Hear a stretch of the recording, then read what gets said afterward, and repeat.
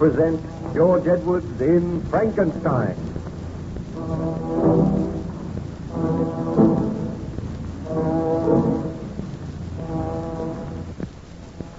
The good ship Voyager had been on a journey of exploration towards the North Pole. He was homeward bound, but unfortunately, the icy grip of the northern winter closed in, and the Voyager was surrounded by great blocks of solid ice. Her captain and crew were prepared for a weary wait before the thaw set in, and they could continue their journey home. Shortly after noon, Captain Walton and his first mate, Mr. Boyd, were standing on the deck of the Voyager. They looked out across the icy waste.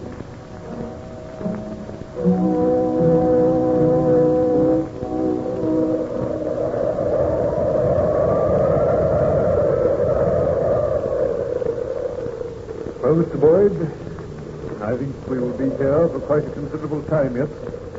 There is no sign of a thaw setting in. The trouble is to keep the crew occupied, Captain, and they're beginning to grumble a good deal already. Well, give them as much work as you can. After all, we were prepared for something like this. We have ample supplies of provisions. I will take all responsibility for my men. I can promise you that they will all return safely to England. Why? What ails you, Mr. Boyd? Look there. Coming across the ice. A man. Are all the crew accounted for, Mr. Boyd? No one has left the vessel, sir. Approaching the side of the vessel. Ahoy there! Mr. Boyd. The ship here. No, I must be dreaming. This is another signal of my tortured brain. I can assure you this is a ship. Give orders that the Spaniards to be helped aboard, Mr. Boyd. Aye, sir. What ship is this? Whither are you bound? My men are coming to help you aboard now, sir. Bring him up that rope ladder. Steady there. Stranger appears to speak good English. Yes? I wonder where he came from. I can't understand it. A man wandering about all alone out here. The wind and the snow is howling about. They're bringing him aboard now, sir. Who is the captain of this vessel? I am, Captain. My name is Walton. And whither is this vessel bound? We have been on a voyage of exploration towards the North Pole. We commenced our journey homeward. The ice closed in on us. We are staying here until the thaw sets in. May I crave your hospitality and shelter? Most certainly, sir. May I ask your name? Victor Baron Frankenstein. I am ill and weak. Careful, he will fall. All right, sir, I have him. I must express my sorrow for the trouble I am causing you, Captain. But I am seeking shelter. Then my quest must go on. I must always go on. I cannot die till I find that evil, that demon, which I unloosed upon the world. You speak strange words, sir. Forgive me. If I can but crave your kindness, some food, and I will... Mr. Boyd, take Baron Frankenstein below to my cabin. See that he is made comfortable there. Give him food and drink. Let the ship's surgeon attend to him. You are giving him your cabin, sir? Why not? You heard my orders. Have a hammock slung for me in the cabin. Aye, aye, sir.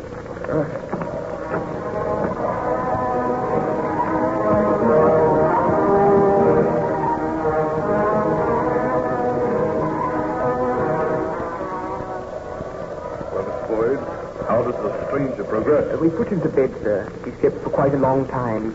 He seems better now, but I think his mind is rambling.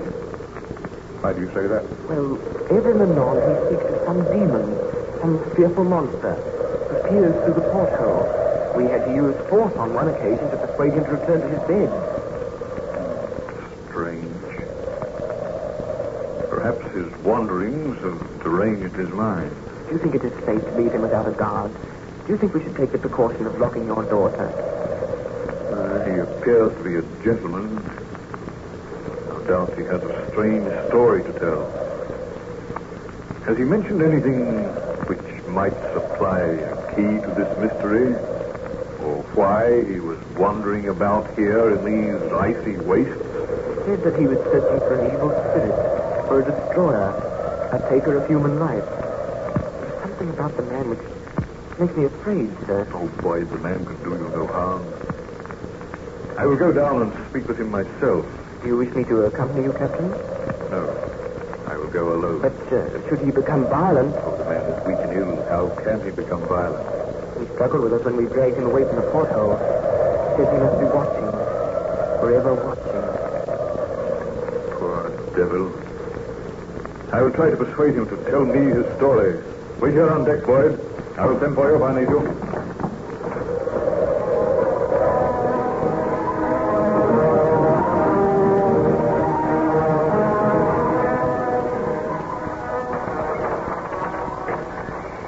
Pardon my intrusion, Baron Frankenstein. I came to inquire after your health. Why was I locked in this cabin? Why are you keeping me a prisoner? I am considering your own safety. Considering my own safety? I tell you, sir, my life means nothing to me. I wish to repair the great wrong which I have done. My friends, my family, they have all been murdered. And I am the murderer. You know not what you say. Look on me, Captain. You are looking on a man who unleashed a horror on this world. A man who was responsible for the murder of his beloved wife, his best friend, for the murder of little children. Are you a fugitive from justice? I am not a fugitive. I have been punished because I tried to usurp the rights of God. Now I seek to repair the wrong which I did. I do not understand you. Bid your sailors keep a close watch. Somewhere in these white wastes, somewhere near here, there is a monster, a creature who delights in taking human life.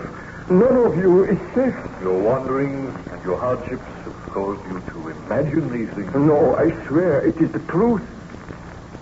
Near this vessel, I saw a giant footprint in the snow. It must have been the footstep of the monster which I created.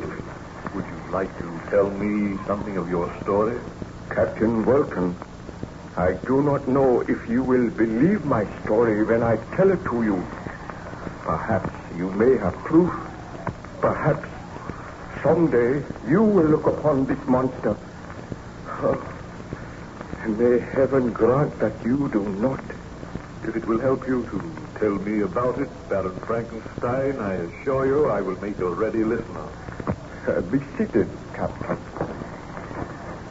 I have told you that my name is Baron Victor Frankenstein.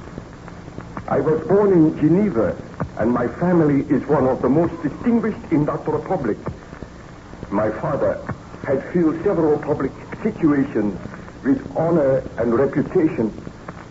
He was respected by all who knew him for his integrity. So you can see, sir, that I grew up in the most ideal surroundings.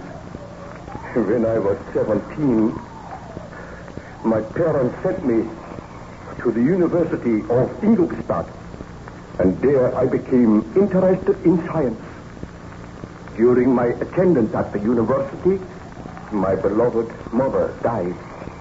I returned home for a brief while, and whilst at home I fell deeply in love with my cousin Elizabeth, and I determined to marry her as soon as my course at the university had been completed.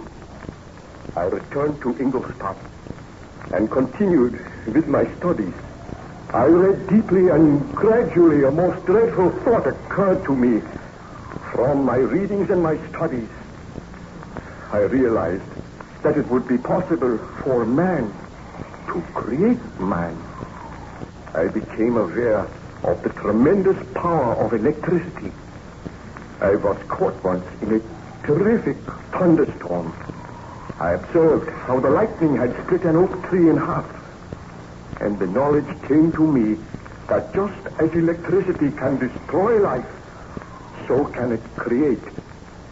And then and there, my horrible resolve was born.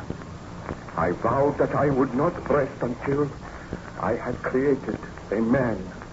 This seems incredible, Baron Frankenstein. Oh, it may seem incredible to one who is not acquainted with science, but I studied and experimented, and when I retired from the university, I begged my father to build me a laboratory near our old home. He agreed to do this, and then I took into my confidence an old family servant called Julio. The man was crippled, but he had a keen and agile brain, and he was interested in my experiments. For months we worked.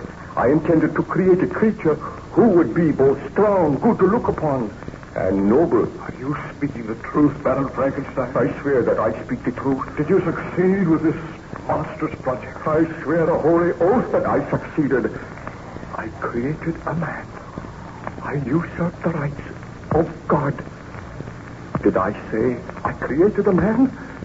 That is not the truth. I created a monster. A monster? Why, you might well shudder, Captain Walton. I will tell you the story of the creation of this monster. I will tell you why you found me wandering about the White Waste. How did you get here? I chartered a ship. I paid a crew. We were wrecked upon an iceberg and all perished save one person. I was the miserable person who lived on because I had to live.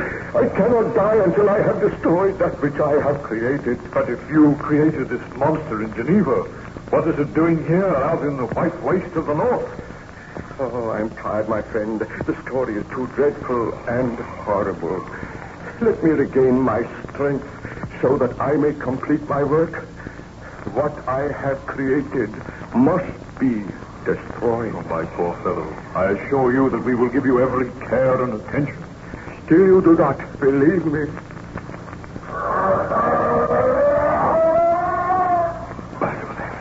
What was that? The monster, it is here, aboard the vessel. That was the most ghastly laugh I have ever heard. Open the door. Let me complete my work now. Did you hear that? Stand aside. No, we shall not open this door. Mr. Boyd! Mr. Boyd!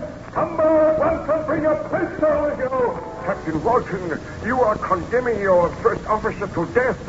A monster is out there. A blood-crazed, conscienceless beast.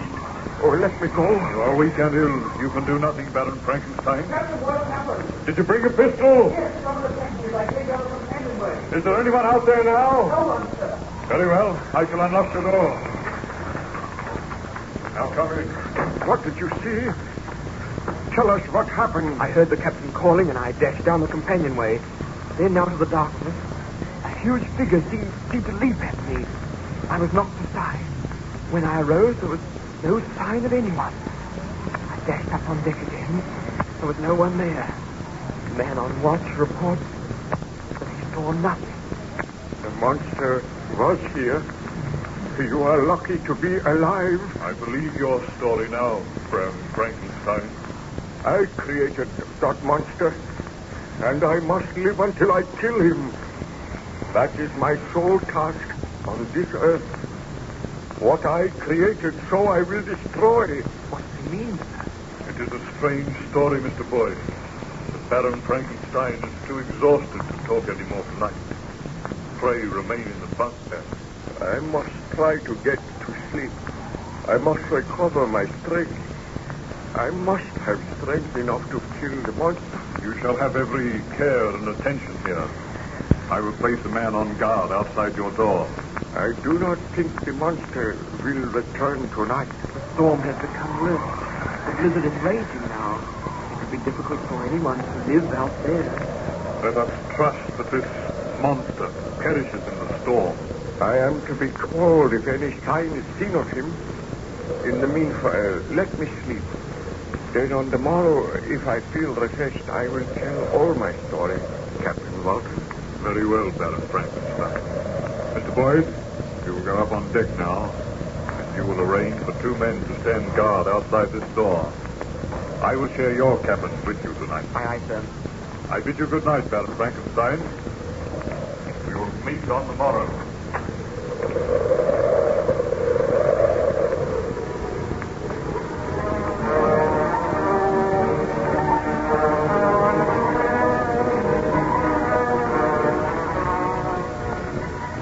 Surgeon tells me that you've seen much better today, Baron Frankenstein. Yes, Captain. I feel much better.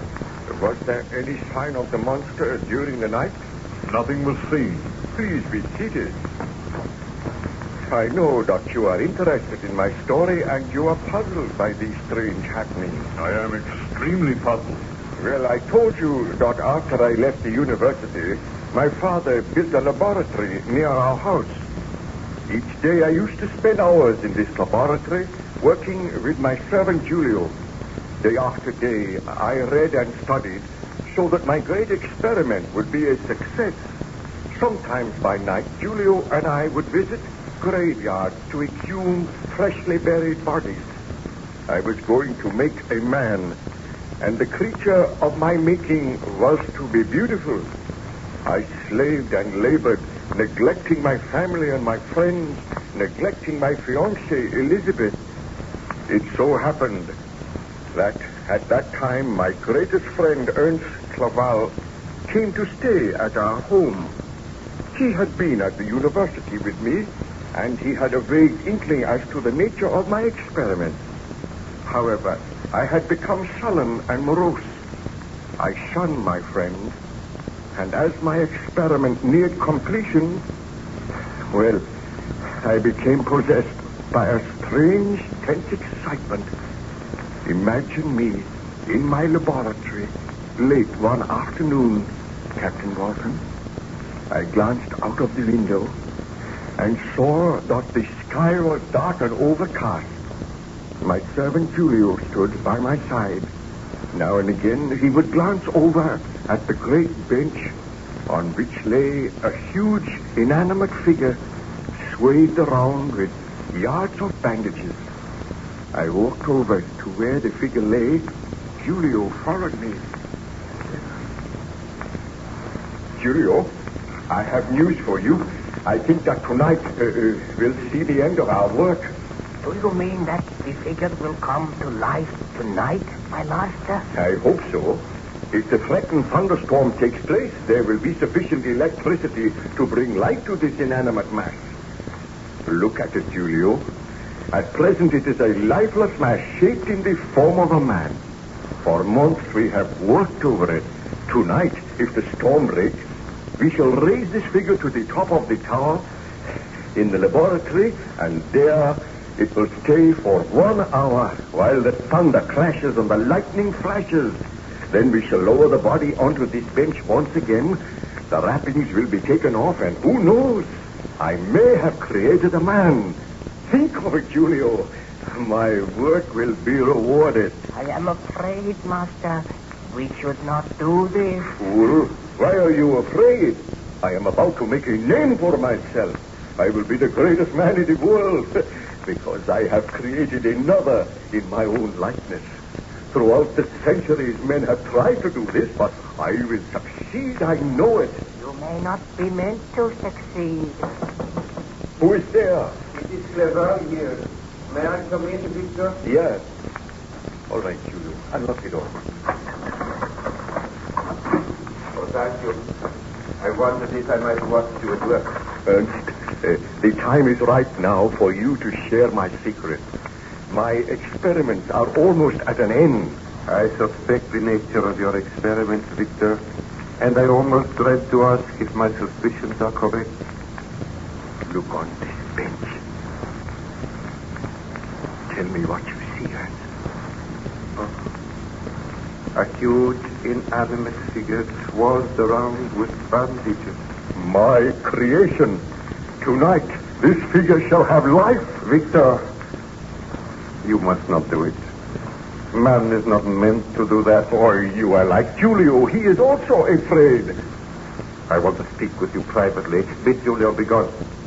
You may go, Julio, but be here tonight at 7 o'clock. We shall wait for the storm to break. The clouds are banking up now. I will obey you, my master.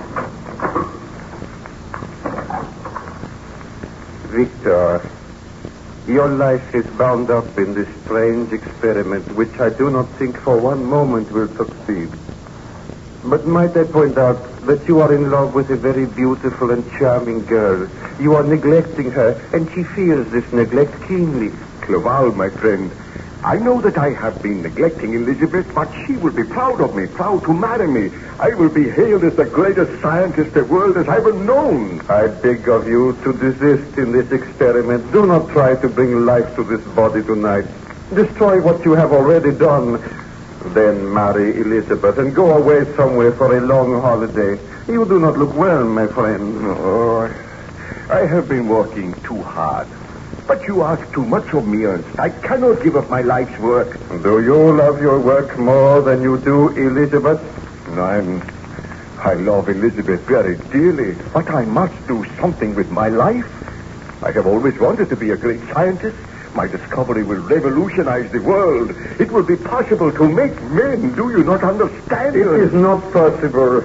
Experiments like this are not meant to succeed. You are usurping the right of God. Ernst, you are my best friend. You cannot seriously ask me to give up this work. I am going to ask you to be here in this laboratory with me tonight to watch as I unbind the bandages from this figure and to know that my experiment has succeeded. Very well, Victor.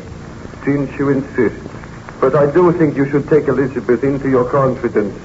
Let her come here tonight. Oh, she will be afraid. We will all be afraid. But without wishing to dampen your ardor, let me assure you that I do not think this experiment will succeed. We shall see. Well, come with me now. Speak to Elizabeth. Tell her that you have been neglecting her and ask her to be present tonight. I will do that. We will go and seek out Elizabeth now. Well, Captain, I sought out my fiancée. I told her the truth.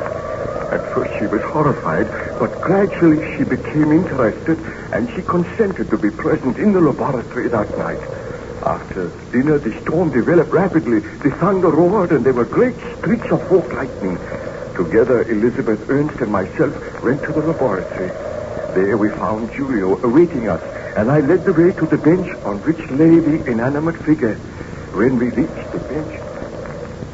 Well, my friends, I feel that you are about to witness one of the most extraordinary things in the annals of the world's history. Before you see a great inanimate figure entirely covered in bandages. By means of pulleys, Julio and I will raise that figure to the top of the tower, where it will remain for an hour. Then we will lower it, and I think the figure will have life. No, you cannot do it, Victor. You must not. I am afraid. Elizabeth, you said you had confidence in me. Will you promise me this, Victor? If the experiment is a failure, will you marry me and let us go away together? Never attempt to do this again. It is madness. I promise that if the experiment is a failure, I will discontinue all attempts. Now, does that satisfy you, Elizabeth? It does. Oh, do not worry, Elizabeth. I feel sure that this experiment cannot succeed. You hope it does not succeed, Ernst, but we shall see. The storm is at its height now. Come, Julio. Help me to place the body on the lift. Now, careful. Roll it over. Victor, I beg of you, do not do it. Quiet, please. Now, Julio, pull the ropes and I will assist you. Pull. There. See, my friend, the body is going up to the tower. There it will be exposed to the full fury of the storm. Watch. The lightning frightens me. But this is a dreadful storm. The body is in place now. It will remain there for an hour. We must be patient. We will wait here. And in an hour's time, I will lower the body, unwrap the bandages, and perhaps I will have created...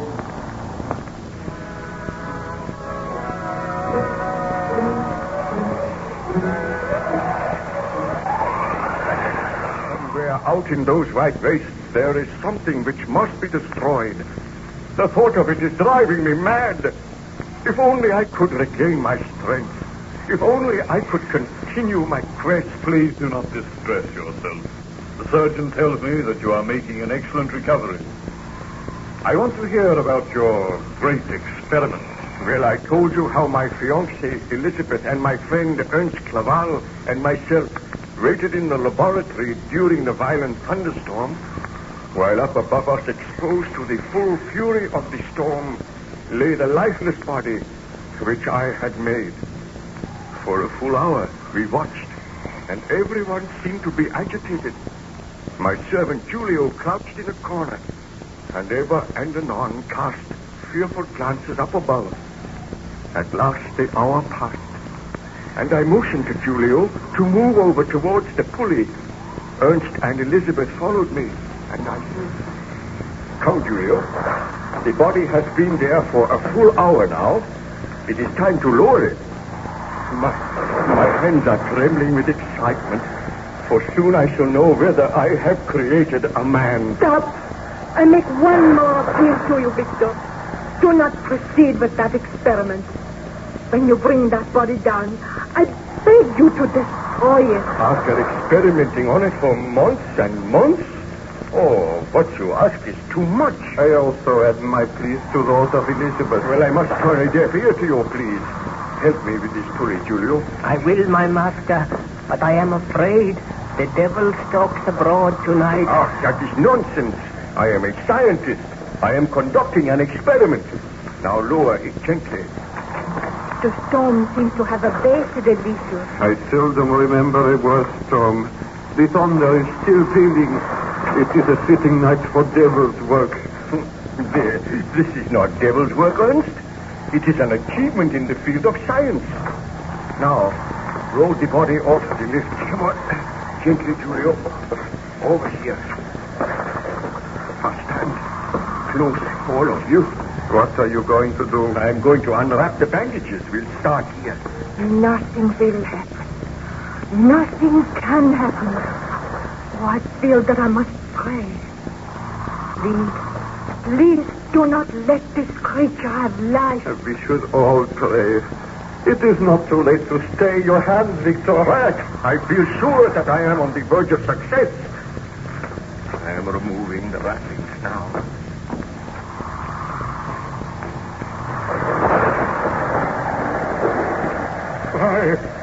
Look! The storm is increasing again. It sounds almost as if the voice of the heavens is protesting. Look at the face. It is horrible. I did not mean the face to be like that. I thought it would be beautiful. The skin is all drawn tight. It is awful. Oh. This is ghastly. There is no sign of life. Wait. I will remove the other bandages.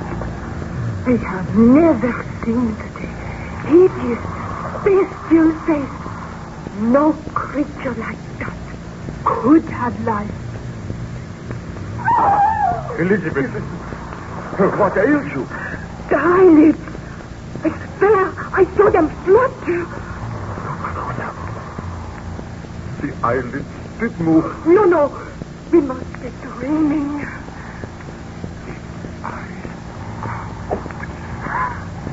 The horrible creature is looking at us. No. It has closed its eyes again.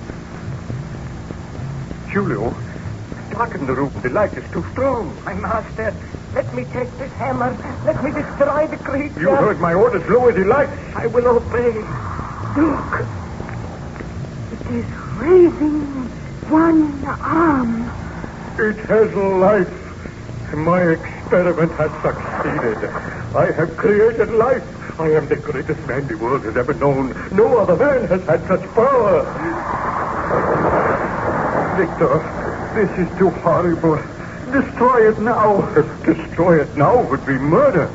Although this creature is terrible to look upon, it is a man. It has life. It has feelings just as you and I. Can it speak? Not yet. It must learn to speak, just as we had to learn. That awful noise. What are you going to do, Victor? I was prepared for the success of this experiment, so there is a room all in readiness for my creation. Unlock the door of that room, Julio. I am afraid. Let me destroy this creature. Come, Julio. You help me to create this man. It is not a man. It is a monster. It is moving.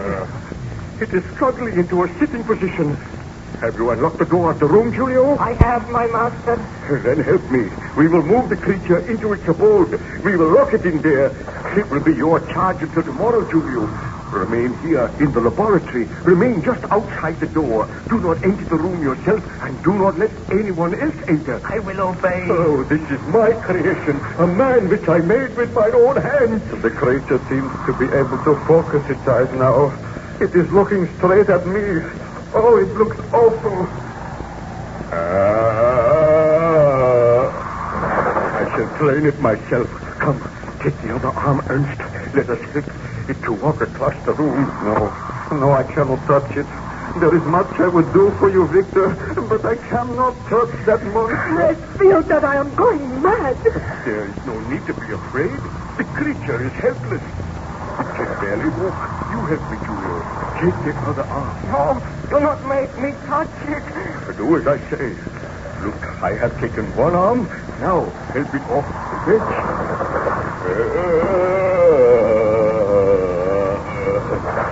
Take it across the room. Here. Carefully. It can barely drag one leg after the other. I have never seen anything so horrible. I admit I am disappointed in the appearance of my creation. It seems that in gaining life, the skin has become stretched tight, and the features have coarsened. Still, the creature has life, and that is the main thing. Now we will place it in this room. Careful, Julio. Now, help me get it on the bed. Its head is not big enough. The creature seems to have become taller and bigger. That is the extraordinary thing. Probably caused by the electricity. Leave it on the bed.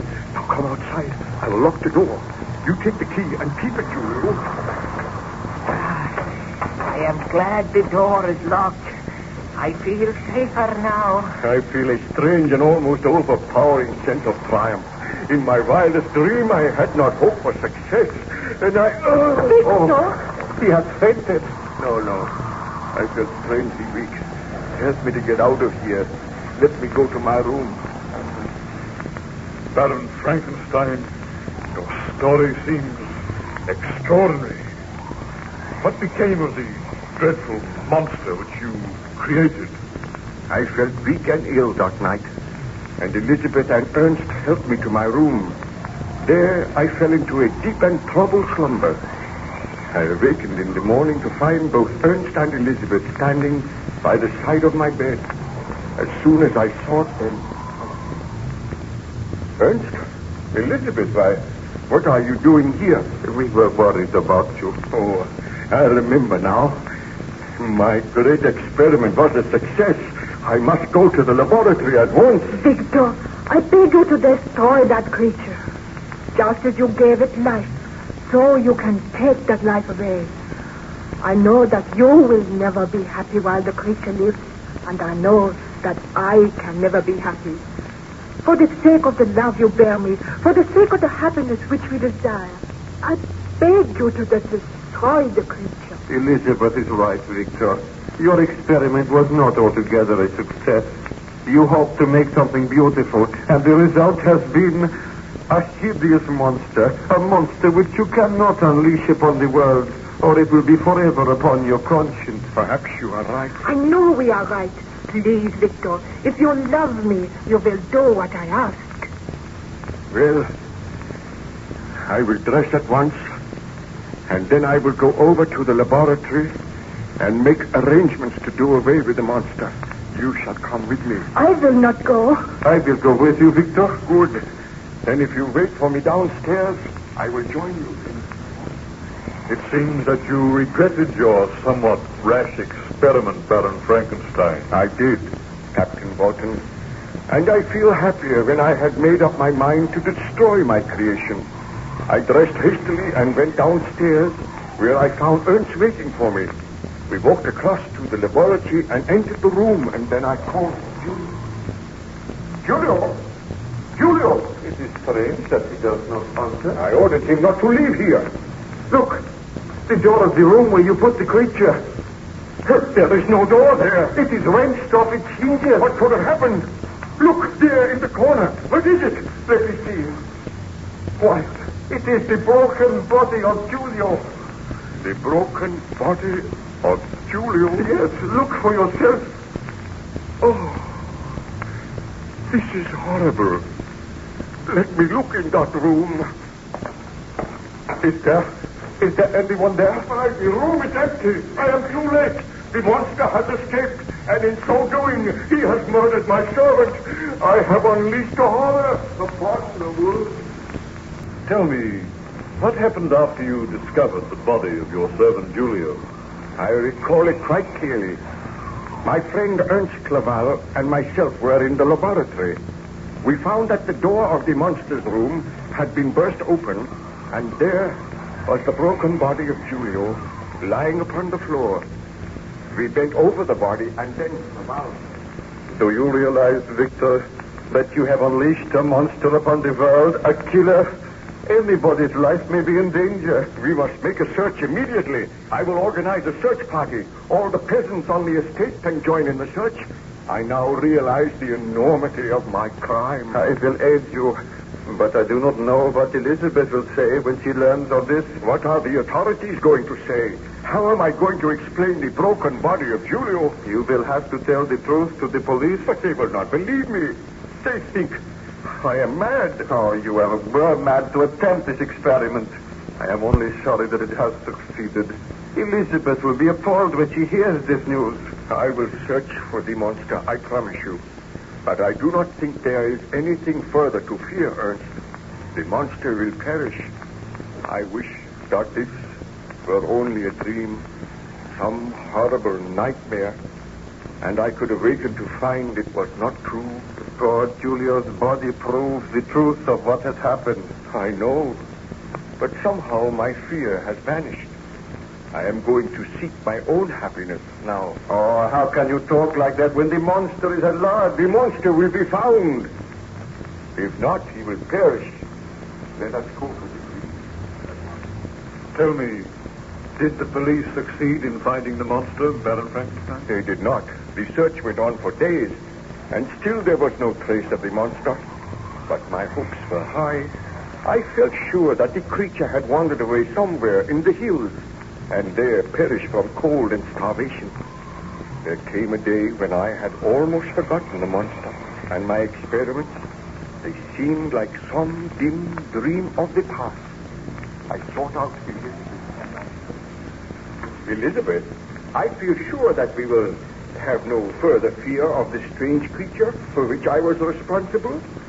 I am asking you now, will you marry me and come away to England? Let us take a long journey together. But Victor, does your conscience allow you to leave here? Are you sure that nothing further will be heard of this horrible creature? Oh, it is some months since the monster disappeared and nothing has been heard of it. It is safe for me to go now, Elizabeth. How long shall we be away? For at least 6 months. Then we shall return here and settle down in my home. Oh, please say that you will marry me as soon as possible, Elizabeth. There is only one request I have to make of you, Victor. What is it? My sister's child, William, needs a home. His mother is very ill. His father is dead. Can he come and live with us? Well, of course. I am very fond of William. We shall adopt him, and he shall be as our own child. Oh, you are very kind, Victor. Oh, I am just a man in love with a beautiful woman. Now, let us go and tell your father. We will be married very soon, and we shall make all arrangements for our journey. Well, Baron Frankenstein, I trust you are not too tired to continue with the story? No, I am just marshalling the facts recalling my happy marriage. Those glorious few months in England and then my return home. How long did you remain in England? For 8 months. We had a delightful holiday there, and I returned to my ancestral home, and my wife and I settled down. During our absence, we had left the child William in charge of a nurse, whom we called Justine. She was an old friend of the family. She had known my wife for years. A few days after our return, Justine approached my wife. Master William desires that I shall take him out for a walk. Do you think the weather is clear enough, Baroness? Oh, I think the child could go for a walk. What do you think, Victor? By all means, the sun is shining brightly now, although there are clouds on the horizon. Clouds under the horizon. Thick, black clouds. I fear there may be a storm. Just such a storm as one. Please, Victor. We agreed never to talk of that. Well, may I take the child for a walk? Yes. Just a short walk down to the lake, Justine. Tell me, Justine, do you like the child? Do you think that young Master William shows promise? He is rather a David child, with a very strong will of his own. But I am fairly strict with him. Oh, you must not be too strict with him. Remember, we were all young once. I will remember that, Baroness. All right. Take him out now. But do not take him any further down the lake. If there are any signs of an approaching storm, bring William home at once. I will, madame. Tell me, Elizabeth, what do you think of Justine? Oh, I have known her for years, my dear. But you do not seem to like her. She is rather a grim and forbidding woman. Oh, in reality, she has a very kind heart. Come over here, Elizabeth. Look out of the window. What is the matter? Look at those strange black clouds on the far horizon. They fill me with a sense of grim foreboding. Victor! Clouds gathered like dust on the day that I created the monster. Victor, do not think about it. The monster is dead. It is 12 months since she disappeared. But is she dead? The body has never been found. Darling, do you not think we would have heard if the monster had still been alive? I suppose so. Did you hear that? Thunder in the distance. Oh, I hope Justine has the intelligence to bring William home before the storm shows signs of breaking. Why am I seized by this nameless fear? That thunder frightened me. Darling, do not think of the past. Let us talk of something else. We know that your friend Ernst is due tomorrow. I hope he stays with us for some weeks. I will be glad to see Ernst again, but in a way he will remind me of the horrors of the past. Oh, you must do your best to forget. You must try and forget that the monster ever existed. I must tell myself that.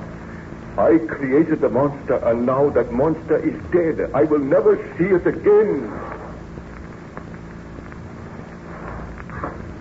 Victor, what can I hear? That dreadful sound. Strange, dragging footsteps. The footsteps are approaching this door. Oh, Victor, I am frightened. The footsteps have stopped. Victor, what can it mean? Look, Elizabeth. The door is opening slowly. So slowly.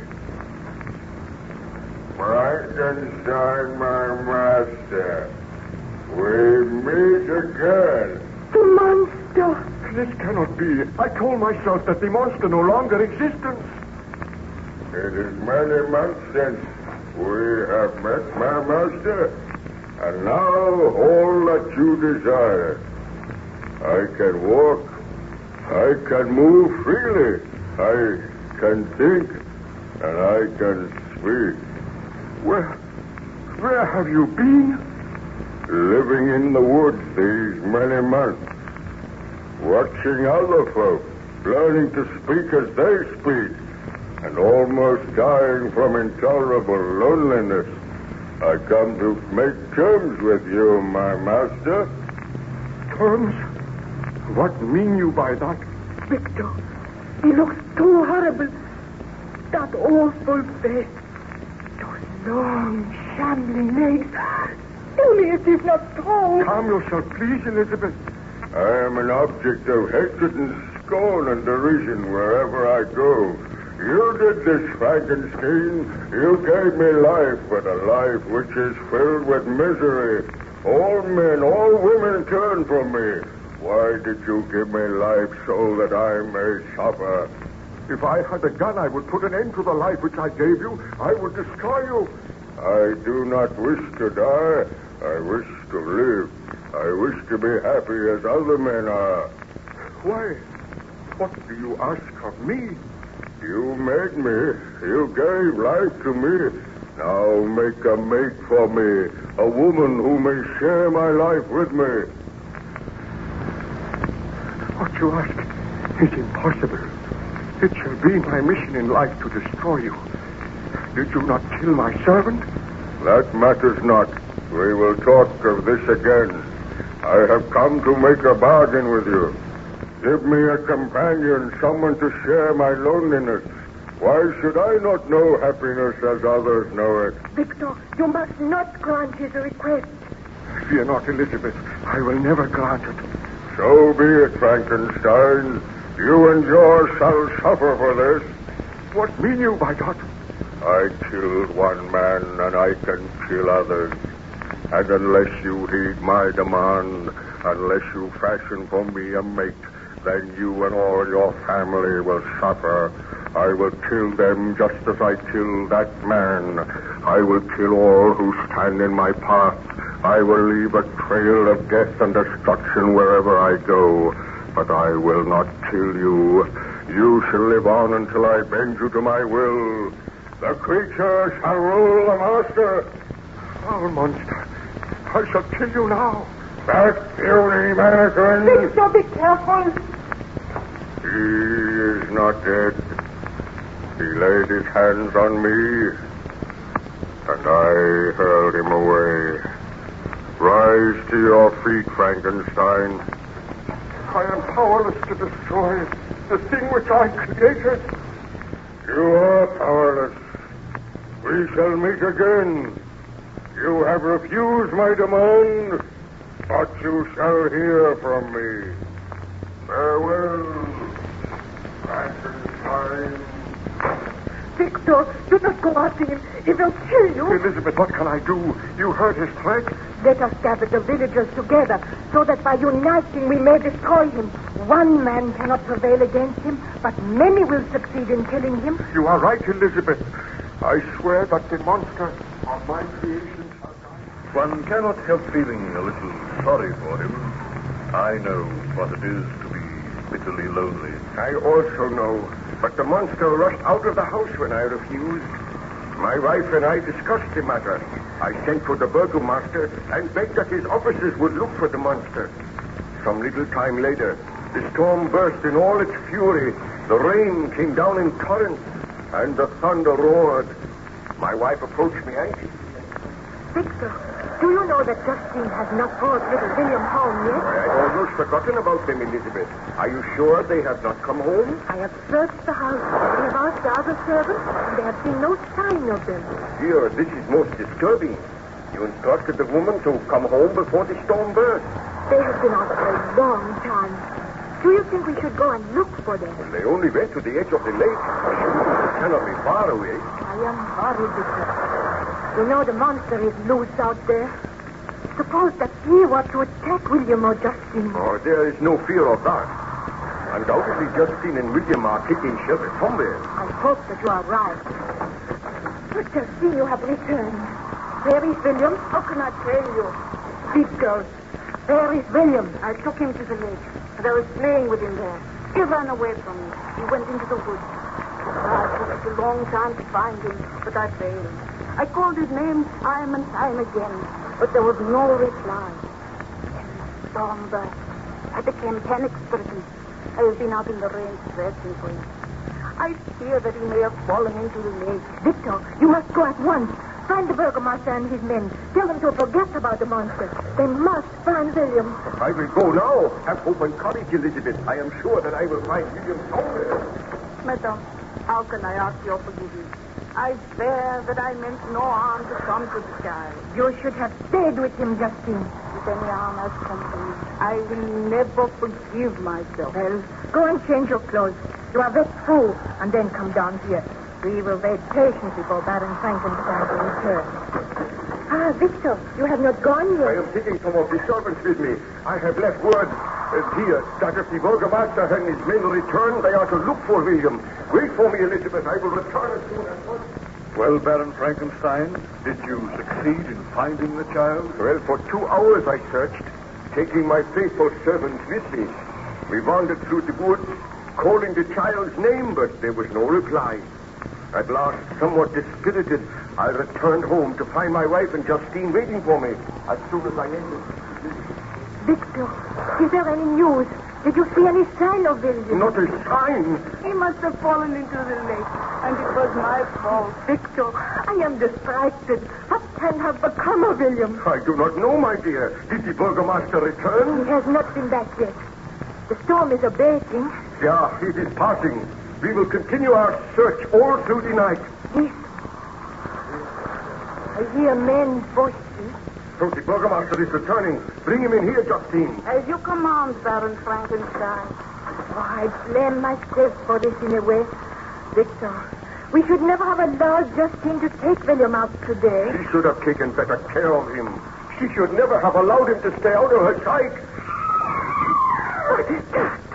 A woman screamed. Victor, what can it mean? Burgomaster, what has happened? Who screamed? I am coming to tell you, Baron Frankenstein, that a tragedy has occurred.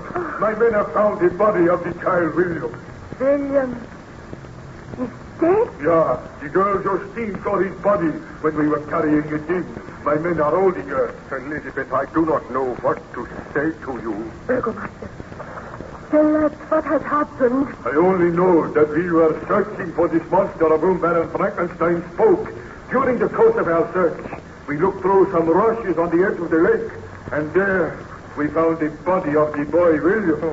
He was lying face downward in shallow water, and he was dead when we found him. Did you send for a doctor? Yeah, we did, but the doctor could not have helped in this case, Baron Frankenstein. Do you think the boy tripped and fell into the water? I think that he was pushed into the water. And I think Justine was responsible for the crime. Oh, no, you must not say that. You have been away, both of you. But it is common talk here that Justine disliked the boy. She was always scolding him, and she told people that he was a difficult child. And we think that in a fit of rage, she pushed him into the water. Oh, I do not think that is possible. Well, let us have the girl in here and question her now. But my wife is grief-stricken. She need not remain here. Let me go and look at the body of William. I will send Justine to you. Very well, my dear. But do not distress yourself. Please go to your room and rest. I feel that I shall never be able to rest peacefully again. I will wait here with the burgomaster. Tell them to bring Justine in here. Very well, my dear. I know this is most distressing for you, Baron Frankenstein, but I have my duty to do. And if my suspicions are correct, then Justine will be arrested. Tell me this. Did you see any sign of the monster? Any huge footprints? No, we did not. The rain was coming down in torrents. No footprints would be left. Oh, bring Justine in here. Why have these men seized me? I have committed no crime. Hear me, girl. Is it not true that you were always scolding the child? He was a wayward child, and as he was in my charge, I had to correct his fault. You are a woman of unbridled temper, and at times you have been known to strike the child. Why, this is news to me, burgomaster. She has been seen to strike the child. That is not true. That is true. Will you admit that at times you have struck him? Yes, I have struck him, but merely because he deserved it. You had no right to do that. Hear me, Justine. Is it not true that in a fit of rage, you pushed the child into the lake? That is untrue. I swear I did not push him into the lake. He ran away from me.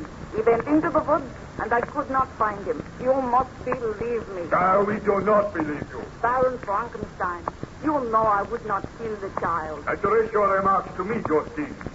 Is it not true that in a fit of rage, you pushed the child into the lake, and then you were afraid of your mad act? You wandered around in the rain for hours and pretended you were looking for him. It is not true. Did you quarrel with him today? I was angry with him for running away from me, and I said I would slap him if I caught him. You terrified the child. I did not kill him. I am going to arrest you and charge you with the murder. You will stand your trial in due time. Baron Frankenstein, I appeal to you.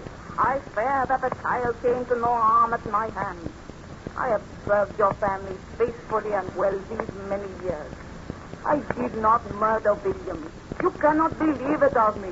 I beg that you do not allow him to arrest me. Burgomaster, I think you are being rather hasty. I cannot believe that Justine pushed the child into the lake. It is my duty to arrest criminals, and I suspect her of having committed a murder. You are a stupid man. There is no proof that I did it. We will find proof. What has happened? Oh, Elizabeth, you have returned? I felt I wanted to know what was happening here.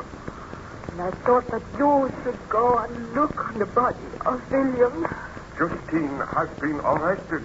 The burgomaster thinks that she killed William. Baroness, praise me. Do not let them arrest me. I did not kill the child. You believe me. You must believe me. Burgomaster, why do you say that Justine killed the child? Who else would have done it? Wait here. I wish to go and look on the body of the child. Do not take Justine away until I speak with you again. Very well. We will wait for you, Baron Frankenstein. I will return in a few minutes.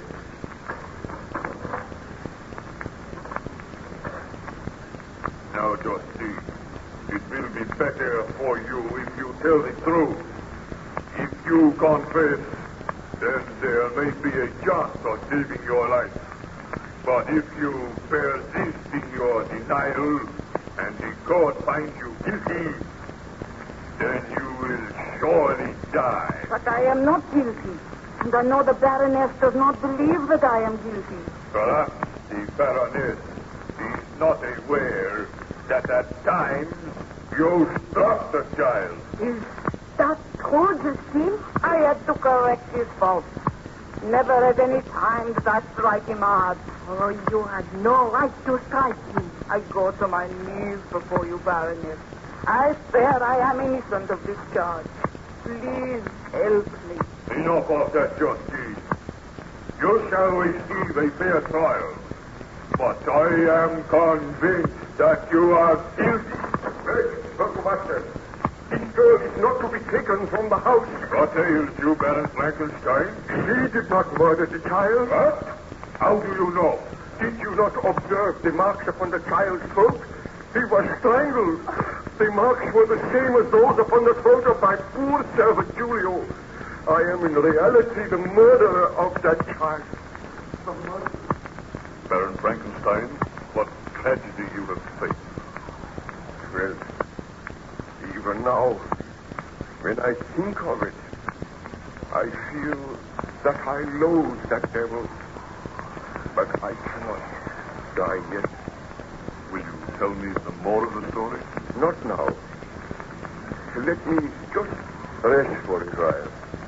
Come to me later, and you shall hear further details of my tragic life. Baron Frankenstein passed away the tedious days on the good ship Voyager by relating his tragic experiences to Captain Walton. The Voyager was icebound somewhere near the North Pole, and day after day a howling blizzard raged. Captain Walton became worried, and the ice pack grew higher. He confided his worry to Baron Frankenstein.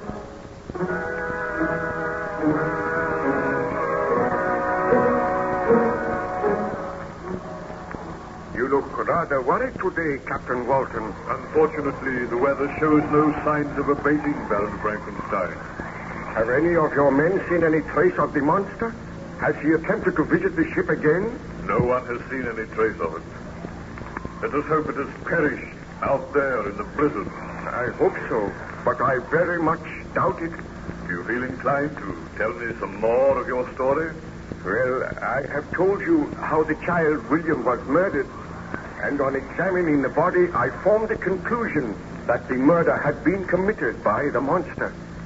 I dashed back into the room where my wife and the burgomaster were waiting with Justine, and I told them that I was in reality responsible for the murder of William. They looked at me in some amazement, and then my wife... Victor, what are you saying? It is true, Elizabeth. The monster killed William, and I created the monster. He has done this for revenge because I refused to grant his request. Do you not agree with me that Justine was guilty of the murder? I swear that I am not guilty. You can release Justine. She is innocent. Burgomaster, did I not set you and your men to search for the monster? The monster which you say you created. I like the story, Baron Frankenstein. Understand, Burgomaster, that people do not doubt my word. I say that Justine is not guilty of this murder. Take your men, go and search for this monster. Then you will find the murderer. Had you examined the body closely, you would have seen the marks on the throat. I am sorry if I have given you offense, Baron Frankenstein. I was merely trying to do my duty. I appreciate that. Will you go now? Seek until you find this monster. Have no mercy. Shoot him on sight. We will do that. But of a truth, I have never seen the creature. Is it true that he is your creation? That you made him in a laboratory at the back of this house? It is true. Now go and do not question me further. Find him and kill him. Come, you men. There is much work to be done tonight. We will take our leave, Baron Frankenstein. Baron Frankenstein, I go to my knees and thank you for saving my life. I thank you for making them release me. All right, Justine. Now go. Yes, I wish to speak to the Baron, and I do not wish to be disturbed. I will go, and believe me, I will sincerely mourn the child. What have you to say to me, Elizabeth? You are a murderer, Victor. You were right when you said you were responsible for William's death. It was through your own obstinacy, your headstrong stubbornness, that the monster was brought into being. Ernst and I pleaded with you. We begged you not to proceed with this experiment. But you turned a deaf ear to our pleas. And as a result, Julio and William have been murdered. The murder is yours, and it will forever be upon your conscience. Oh, Elizabeth, please do not turn against me. Had you heeded me, had you really loved me, you would not have proceeded with your experiment. You would have married me and destroyed the form which you had made. But you were selfish. You wish to win fame. And what is the result? Oh, I hate you, Victor. Oh, Elizabeth, you do not mean that. Oh, that child's body lies in this house, mutely crying for revenge. And yet you stand here and try to justify yourself. What can I say to you, Elizabeth? Are you going to let that monster live? Are you going to let it roam the countryside, leaving a trail of death and misery? Why are you not out searching for it? Why do you not destroy this evil thing? Very well, Elizabeth. I admit that I cannot justify myself. I will go now, and I shall not return until I have slain the monster. No, Victor. I do not mean what I said. If you go out there, the monster may kill you. You have shown me my duty very plainly, Elizabeth. I will go, and I trust that I will return. You must not go, Victor. The shock and the grief caused me to speak like that. I do not hate you. I love you, and I want you to stay here. It is because of my love for you I want to repair the great sin which I have committed. You cannot go. Remember, Ernest Corval is coming tomorrow. Tell him what has happened, and do not fear for me. Goodbye. Did you succeed in finding the monster, Baron Frankenstein? Well, I wandered out into the night. I walked through the woods. I traveled for miles until I was footsore and weary. But still I saw no trace of the being which I had created. And then, just as dawn was breaking, I came to a little clearing at the side of the woods. I looked around curiously, and then eventually I heard a woman sobbing. I hurried in the direction of the sound, and as I came through the woods, I saw a peasant's cottage. Outside the cottage, a woman was kneeling beside the body of a man. She was weeping bitterly. I approached her.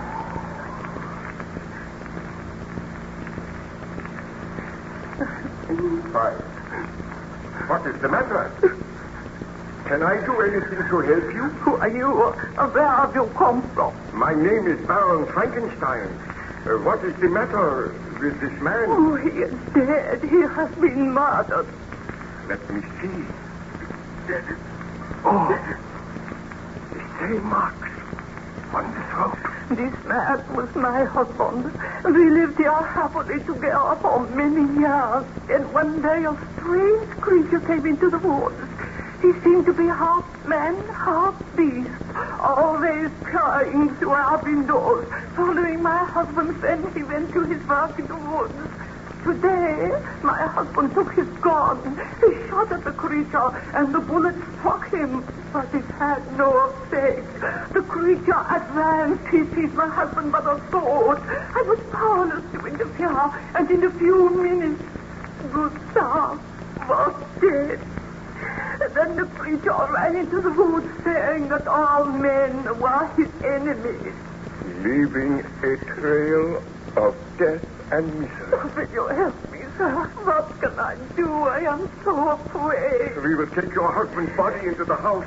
I will return to town and you shall come with me. It is not safe for you here. What is this strange creature? Where did he come from? He terrifies me. It will help me to carry your husband's body. Now, gently now. Bring it in here. Come on, this way. There. We shall lay it on the couch. What can I do? Oh, Gustav, my husband. Take comfort. Although there is little I can say. What? Listen. The monster approaching. Oh, we are not safe. We shall be killed. Greetings, Frankenstein. I thought that you would follow me. I have followed you so that I may kill you. This time I have a gun. You cannot kill me. We shall see. I am wounded, Frankenstein, but I will not die. You are the second man who has tried to kill me today. The second man who has wounded me, who has taught me the meaning of physical pain. Let this woman be gone. We have much to say to each other. There you go. This creature is a devil. He cannot die. Poor woman. Why did you kill her husband? Because he was my enemy. All men are my enemies. And I take that gun from you, Frankenstein. You devil! You are so strong. Now we can talk. This woman will not return. She will run to the town for aid. I am the most wretched being on this earth. You are my creator, Frankenstein, and yet you despise and spurn me. You gave me life, a life that is filled with misery and wretchedness. You gave me this hideous form which turns all men against me. Do you expect me to love all men? Why did you kill the child? Why did you kill this poor peasant? Because he strove to kill me. Have I not the right to defend myself? Why do men strive to kill me? Why do they shudder when I appear? Is that not your fault, Frankenstein? Have I not suffered enough? Do you not think I have been punished? Everywhere I go, I seek bliss and happiness. But I am excluded because I am a hideous monster. Misery made me a fiend, but it is in your power to make me happy. Then there will be no further death, no further misery. When first you brought me to life, I was a poor, helpless, miserable wretch. I knew and could distinguish nothing, but I could feel pain, and I spent my days in weeping and misery. I will remember one day when I was oppressed with the cold. I was wandering in the woods. I found a fire which had been left by some beggars. I was overcome with delight at the warmth I experienced. I thrust my hand into the embers. I quickly drew it out again with a cry of pain. Thus did I learn the meaning of physical pain. But I have had greater suffering than that, Frankenstein. Wandering in loneliness. And yet you could give me happiness. I watched this couple whom you call peasants. They were happy. They loved each other. A love which I could never know. I wished to be friendly with them, but they fled from me, viewed me with hatred and loathing. The man strove to kill me. Then he died. Tell me, foul monster, why did you slay the child William? Because he meant something to you. Because I wanted you to suffer as I have suffered. And I swear this, Frankenstein, if you do not give me a mate, then you shall have no mate. I shall slay your wife. You dare to threaten to kill my wife? I swear that unless you start work very soon, unless you commence to create another creature, then your wife shall die. I sat there in the little peasant cottage, and I was horrified at the monster's words. He gazed at me for some time, and then... Foul monster, you seek to arouse my sympathy. Do you not know that you have turned my wife against me? Had I but heeded her advice, you would never have lived. I came to destroy you the day after your creation, but I was too late. You had escaped, and you had already taken a life. I will take no more lives if you will accede to my request. When I left your home, I wandered through the woods, and there I saw the child whom you called William. As soon as he saw me, he screamed and sought to run away.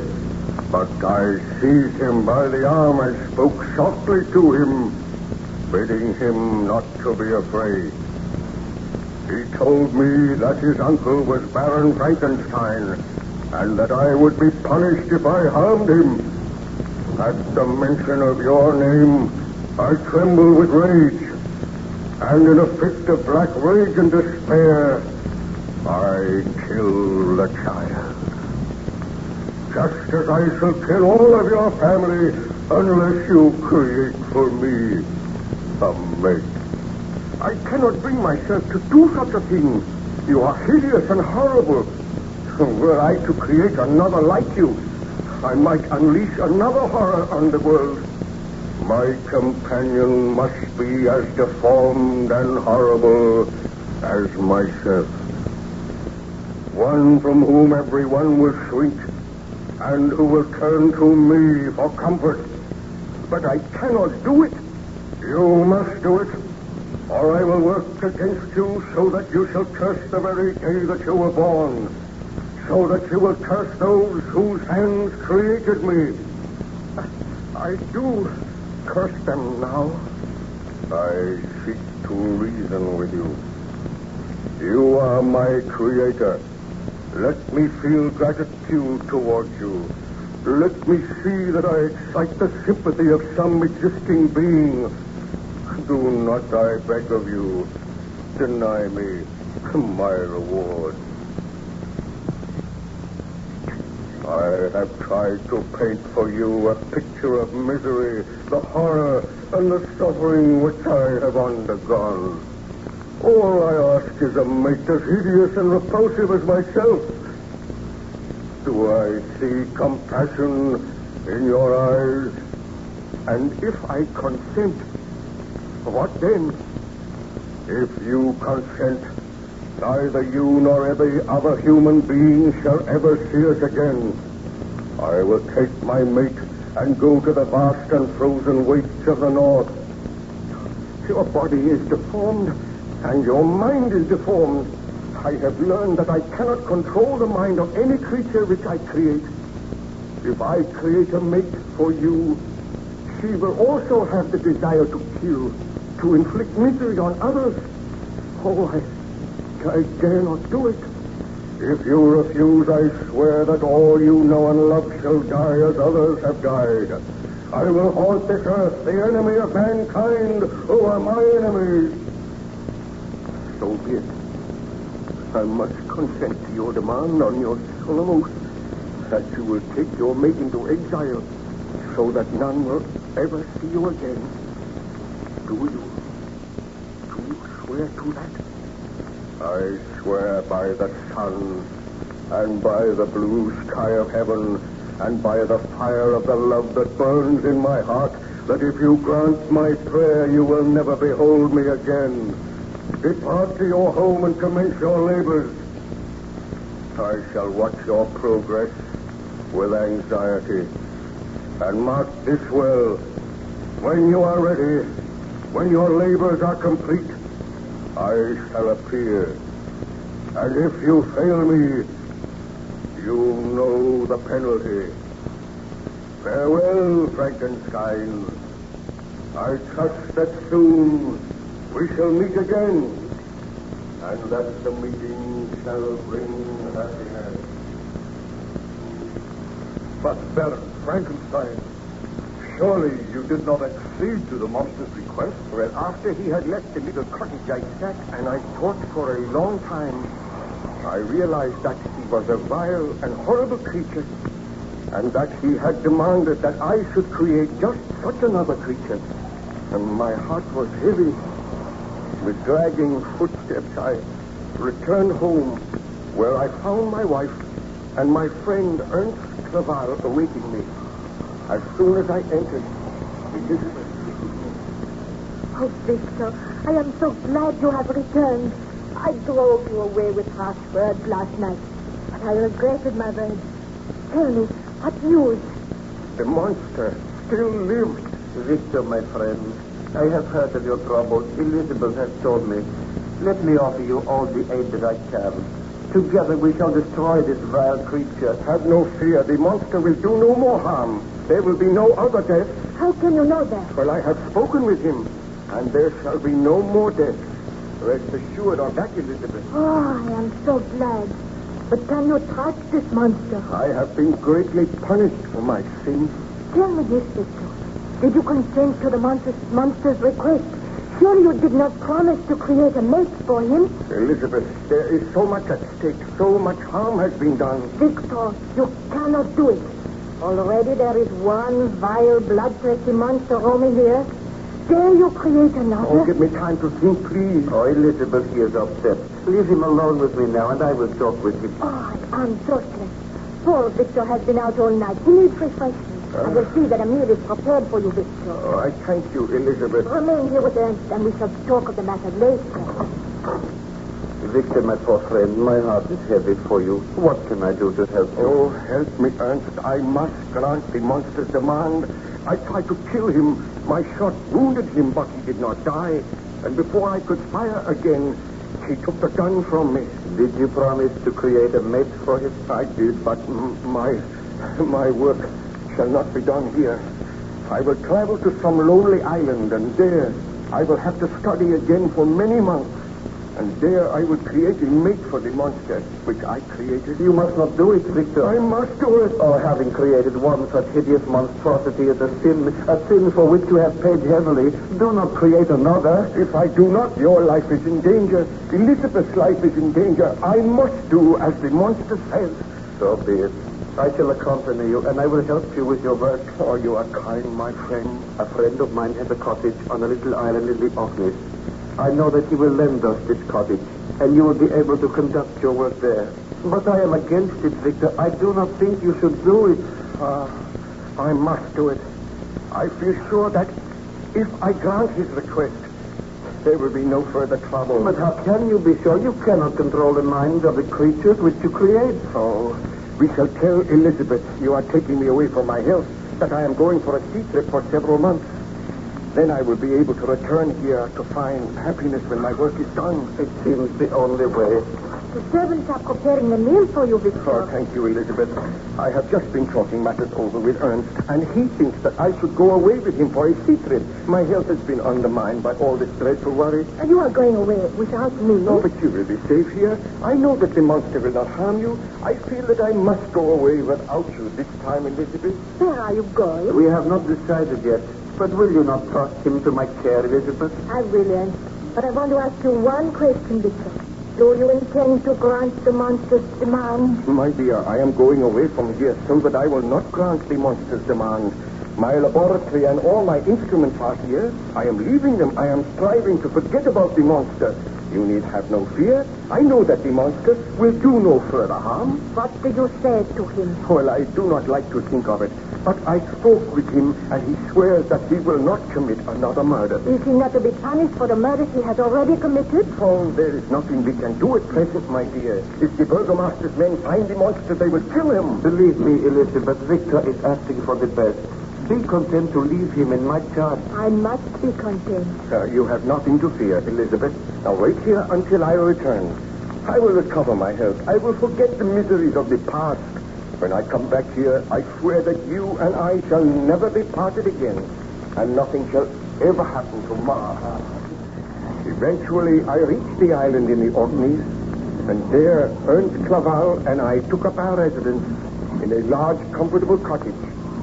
I used one big room at the back to conduct my experiments. I studied night and day. I worked for months, and at last I molded a form which I hope would someday have life, and would be the mate of the monster which I had created. One night, I sat working over this form, while Ernst sat by my side. He watched me at work, and then... Victor, I do not know whether you are doing the right thing. I do not feel that you should create another monster. I have doubts myself, my friend.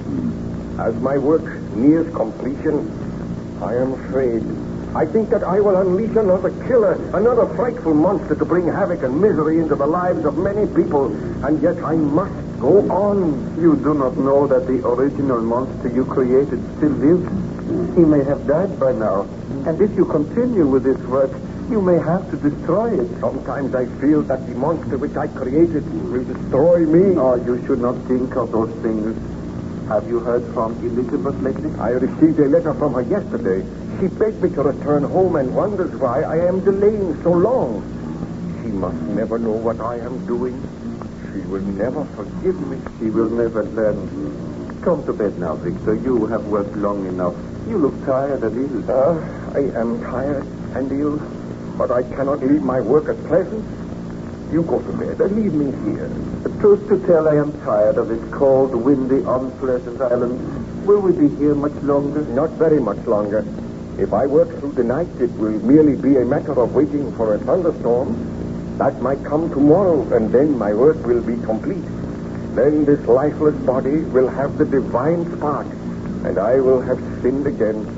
Oh, think of it, Ernst. I should not do it. I know I should not do it. Courage, my friend. It is not too late to destroy the body. Go, leave me. I must think. And I must work on and on, working for the monster which I created. You will be all right here? Of course. Why not? Oh, very well, my friend. I will bid you good night. A moment. Oh, what was that? Oh, the casement window flew open. The force of the wind must have blown it open. Strange. It has never done that before. I shall close it before I go. That is better. Good night, Ernst. I will see you in the morning. Good night, Victor. Do not stay up too long. Alone, through the devil's work that I have made my own, my thoughts drive me to a frenzy. If only I had never attempted to create the monster. If only I did not have to slave now at the orders of my own creation. Who's that? I said that I would be watching over you, Frankenstein. The monster. I have watched you these many days. I've traced you to this lonely island, and I am happy knowing that now you are obeying my orders, knowing that soon I am to have a companion, a mate in my own likeness. Oh, why do you haunt me? Why have you followed me here? Are you not my creator? Have I not the right to follow you and watch you at your work? Anger me not, Frankenstein. I am living for the day when that lifeless form that lies before me shall have life. Then there will be one creature on this earth which will not regard me with shuddering hatred and loathing. You look more hideous than ever. And when I think that I created you, I am filled with horror and remorse. I cannot make another in your likeness. Begone, foul fiend! Have a care, Frankenstein. You remember the threat I made to you? Unless you complete your work, unless you make me a companion, all those whom you love shall die at my hands. Standing there, framed in the window, you look more loathsome than anything I have ever seen. Those hands which I made have killed defenseless people. And they shall kill other defenseless people if you do not obey my orders. Tell me this. Have you slain anyone since last we spoke? I slew but one man. He laughed and jeered at me, hurled stones at me, turned the villagers against me. Then I seized his throat and choked the life from his body. You devil, you promised you would slay no more men. Have you the right to command me? Am I not your creator? Did you not swear to me that if I carried out your orders, there would be no further murders? Sometimes the desire comes upon me to kill. I cannot resist that desire. But proceed with your work, Frankenstein. I like to watch you. Go from here. I will not proceed with my work while you are here. Go, you loathsome visage. Oh, you fill me with horror and hatred. Very well, my master. I will go. But I will not be far away, and I hope that soon your work will be complete. I bid you farewell. We shall meet again. Did the monster trouble you again that night, Baron Frankenstein? I did not see the monster again that night, but I sat in thought for many hours, realizing that my ghastly work was a great sin. Remembering the face of the monster as I had last seen it, wrinkled with ghastly malice and treachery, I was sitting there when dawn broke. My friend Clerval came in and found me. As soon as he saw me, he said, Victor, have you been here all night? I have it. Is your work complete? It is not complete, but I received a visit from the monster last night, and I know now that I cannot complete this work. I dare not make another fiend. I have not the right to do it. What did the monster say? Did he threaten you? Yes. Do you not understand, Ernst, that if I create this female, there is no knowing that she will accept the monster as her mate? She might turn with disgust from him when she sees him amongst other men. She will also know and realize that he is hideous and deformed, and she may have the same murderous purposes. I dare not do it. I must not do it. My poor friend, how can I advise you? Give me that iron bar. I feel that madness is upon me. I swear that I shall never complete this work. Give me that iron bar, Ernst. Here it is. What will you do with it? You will see. I will destroy all traces of my work. Look, I smashed this lifeless form to atoms. Never will I resume these labors. As I smash this form, so do I defy the monster. I will find him. I will no longer fear his threats. I will destroy him just as I am destroying this work of mine. Look on me, Ernst. Victor, you are close to madness. Yes, close to madness. See now what I have done. The monster shall never have a mate. Perhaps you are wise. I know that I am wise, but I know that my first creation still lives, and when he learns of this, he will vow hatred and revenge. The monster. Oh, he approaches the window now. I still have the iron bar. I shall destroy him as I destroyed the form that was to be his mate. Oh, the loathsome creature stands outside the window. Look at him. Yes, look on me, Frankenstein. Look on your creation, and look on the work you have destroyed. And I am glad that I destroyed it. Do you dare to break your promise? I left Switzerland after you. I crept along the shores of the Rhine. I have dwelt many months in the heaths of England and among the deserts of Scotland. I have endured unutterable fatigue, cold, and hunger, and now you dare to destroy my hopes. Your threats cannot move me. They confirm in me the determination not to create a companion for you. Do you think that I, in cold blood, would set loose upon the earth another monster whose delight is in death and wretchedness? I will kill you. Careful, Victor. I do not fear him. I seize the iron bar from his grasp. Stand back, Frankenstein. Do you think you are to be happy while I grovel in the intensity of my wretchedness? I go now, Frankenstein. But we will meet again on the day that you are reunited with your wife. Remember that, Frankenstein. On the day that you are reunited with your wife, you and I will come face to face again. Ernst, will you not help me to kill him? I have been. We are helpless. He stands outside the window. He wrenched that iron bar from your grasp and bent it as if it were a stick of willow. He has gone now. Did you hear his threat? I am afraid. And you may well be afraid, Frankenstein. You have had your chance, and you let it slip by. Hear me, my creator. I am now your master. Come away, Victor. Come away. We must leave this island at once. Did the dreadful monster carry out his threat, Baron Frankenstein? Ask me no more today, Captain.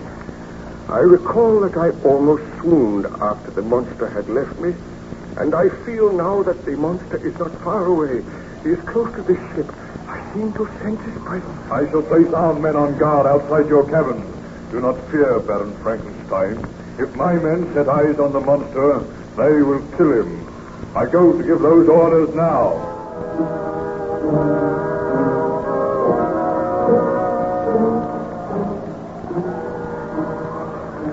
Well, the weather seems to be improving a little, Baron Frankenstein.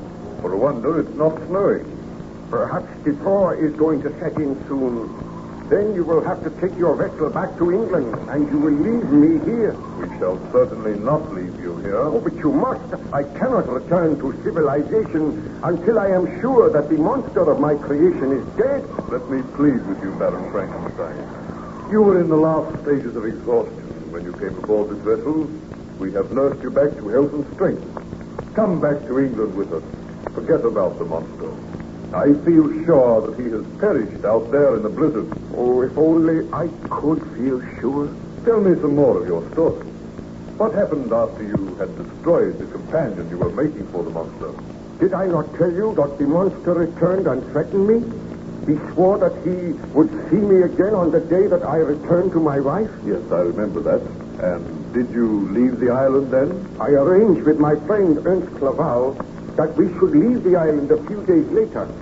And when the supply vessel called, some men were sent ashore to carry our effects to the ship. This vessel was under the command of a dour Scottish captain called MacDougall. He came ashore and spoke with Ernst Claval and myself. We can put you ashore at Southampton. That is as far as we're going this trip. Oh, that will do nicely. Are you agreeable to Dr. Claval? Oh, we must be agreeable. No other boat will call here for a month. Well, we must go on this one. Tell me, Captain MacDougall, is your vessel watched closely? What do you mean by that, Baron Frankenstein? Has anyone else tried to get aboard the vessel? But certainly not. The vessel is moored about 100 yards from the shore, and only one boat came ashore. No one would get into that boat but you two passengers. Oh, I am glad to hear that. I did not know that there was anyone else on the island. There is one other person on the island, but he must not live here. Who is he? That matters not. But he is an enemy of mine. Is everything ready, Ernst? Oh, my briefcase has been left in the cottage. I will only detain you for a moment, Captain. I will go and get it myself. Very well, Herr Claval. We will wait for you.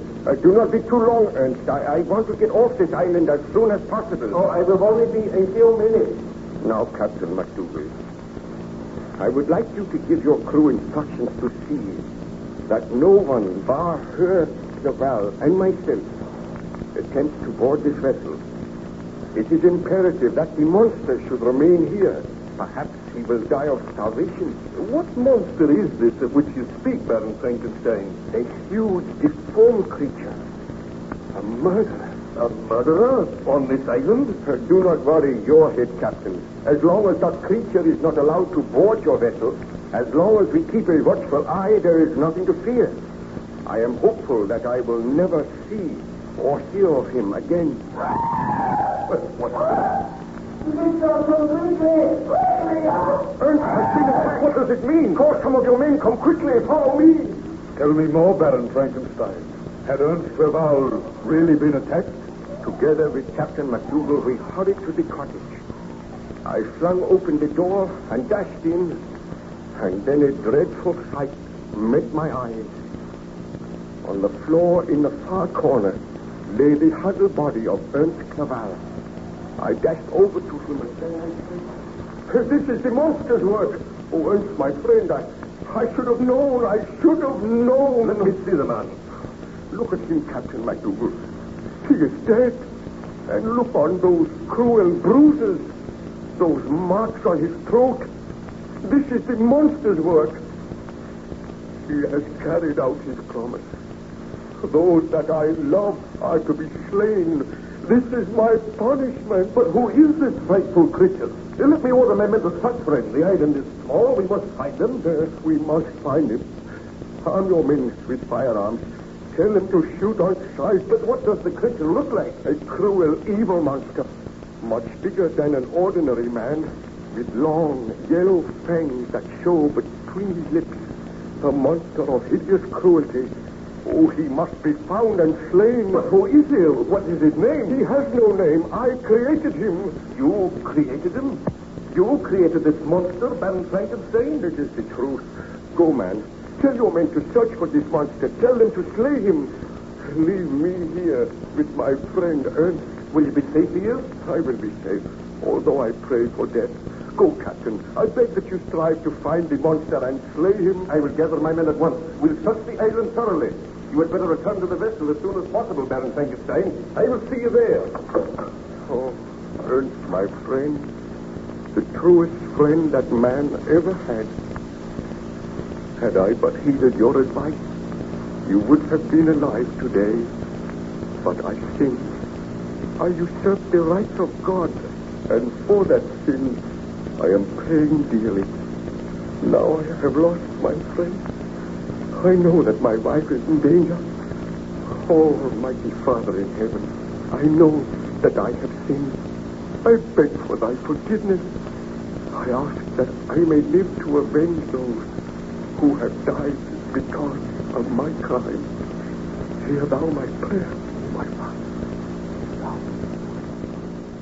Well, Baron Frankenstein, was the monster found on the island? Captain MacDougall and his men searched the island thoroughly, but there was no trace of the monster. He had not even left a footprint. Where he was hiding, I do not know, because later on I joined in the search, and I could not find him.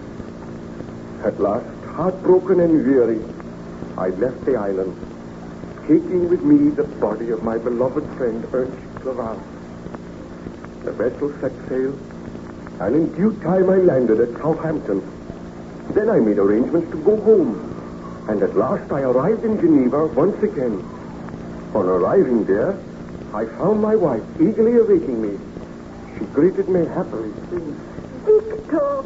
Oh, my heart is almost bursting with joy to see you again after all these months.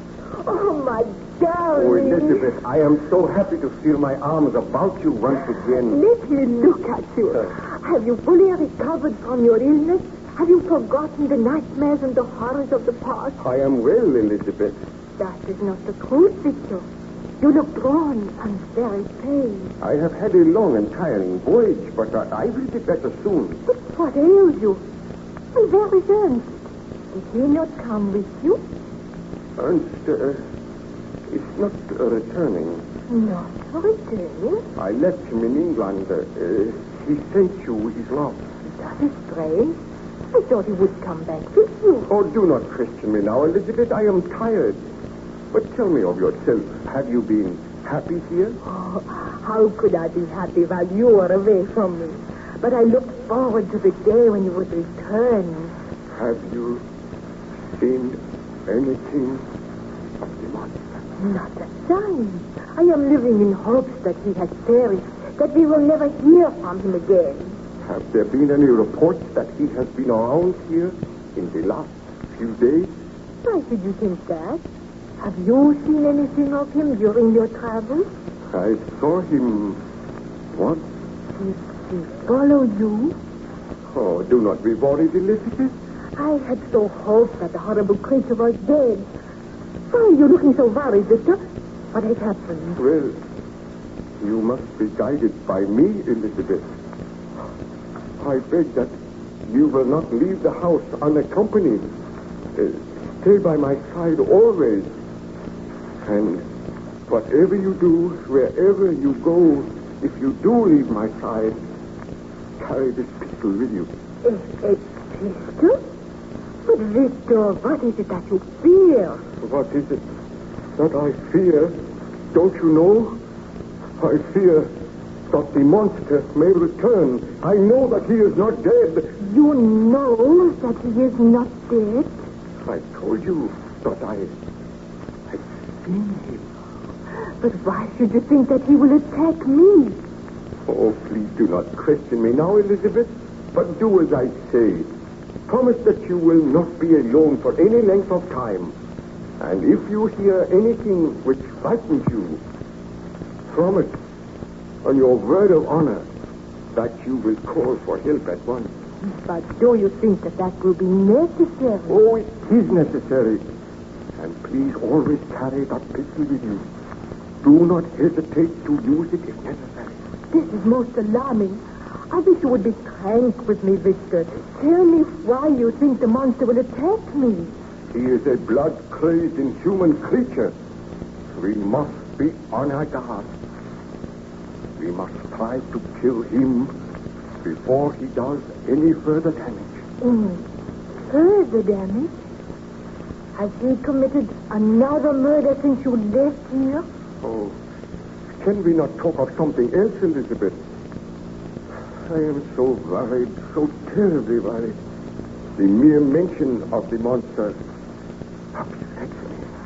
And I thought that this holiday would help you to recover, and you would come back well and strong. But you seem worse than ever. I have never seen you show such fear. Well, I cannot help it. Oh, but be of good heart, Elizabeth. While I am here, I shall protect you. And if the monster comes, I swear he shall die. Why should you think the monster will come? Well, he threatened to come on the day that you and I were reunited. But I hope that he is on that lonely island in the Orkneys. I do not think he can be here. Victor, you hear that? Yes, I heard it. The monster's laugh. He has returned. Oh, Elizabeth, I am afraid. Proceed, Baron Frankenstein. Did you see anything of the monster that day? Oh, I'm afraid I cannot tell you any more now, Captain. The telling of this story has tired me. Please, go and leave me in peace. Very well. I will note what you have told me in the journal, and I will return to you when you feel more rest. Baron Frankenstein was gradually recovering his health under the care of the captain and the surgeon of the ship Voyager, which was icebound in northern waters. Each day, Baron Frankenstein told Captain Walton some of his story, and the captain duly noted these facts in his journal.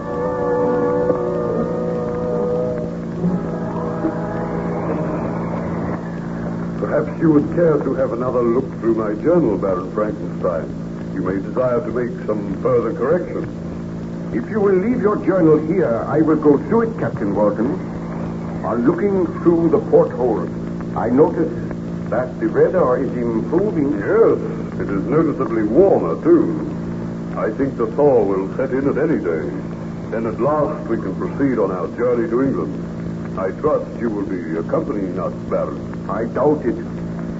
Strange that neither you nor your crew have seen any sign of the monster. Let us trust that the monster no longer lives. I must make sure before I return. I think that very soon I will be able to go up on deck. I am feeling so much better. The surgeon says that within a few days you may be able to go up on deck. Now, would you care to tell me some more of your story? Well, let me see that journal. I was telling you how I returned home to my wife. I was afraid to tell her of the death of Ernst Clerval, and I was terrified that the monster would keep its promise and appear on the day that I was reunited with Elizabeth. While we were talking, we suddenly heard a ghastly laugh, and I knew that the monster had kept his promise. Elizabeth clung to me in terror, and I said, "Now, Elizabeth, you understand why I must guard you carefully. The monster has returned, and he has designs on your life." But I thought that he had promised never to take another human life. He did not keep his promise, nor did I keep mine. He is outside that door, Victor. What can we do? I will lock the door. We are safe in here. I am terrified. I have kept my promise, Frankenstein. You broke yours to me. It seems that my creator can make a promise and break it. But I do not break promises. Have you sincerely mourned the death of your friend Ernst Clerval? Ernst Clerval? Is he dead? I will explain later, Elizabeth. I am going now, Frankenstein, but I will not be very far away. Not very far away. Victor, what can we do? I will arrange for a bodyguard to come to the house. We will make plans to slay that foul monster. Tell me about Ernst Clerval. Well, I was trying to keep the news from you. Ernst has been killed, murdered by the monster. Oh, Elizabeth, are we to spend the rest of our days in fear and terror? Am I never to cease to suffer because of the crime which I committed? I will carry this pistol, Victor, and we will take every precaution to try and protect ourselves. Oh, the monster will not kill me. He desires me to live on and suffer.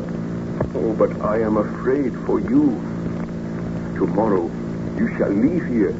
You will go to England. Think not that the monster would follow me, or I am safer with you, Victor. We must not be parted again. Oh, it is my fault that we are suffering all this misery. We have each other. We must do all in our power to rid the world of this foul creature. I will send a message to the burgomaster at once.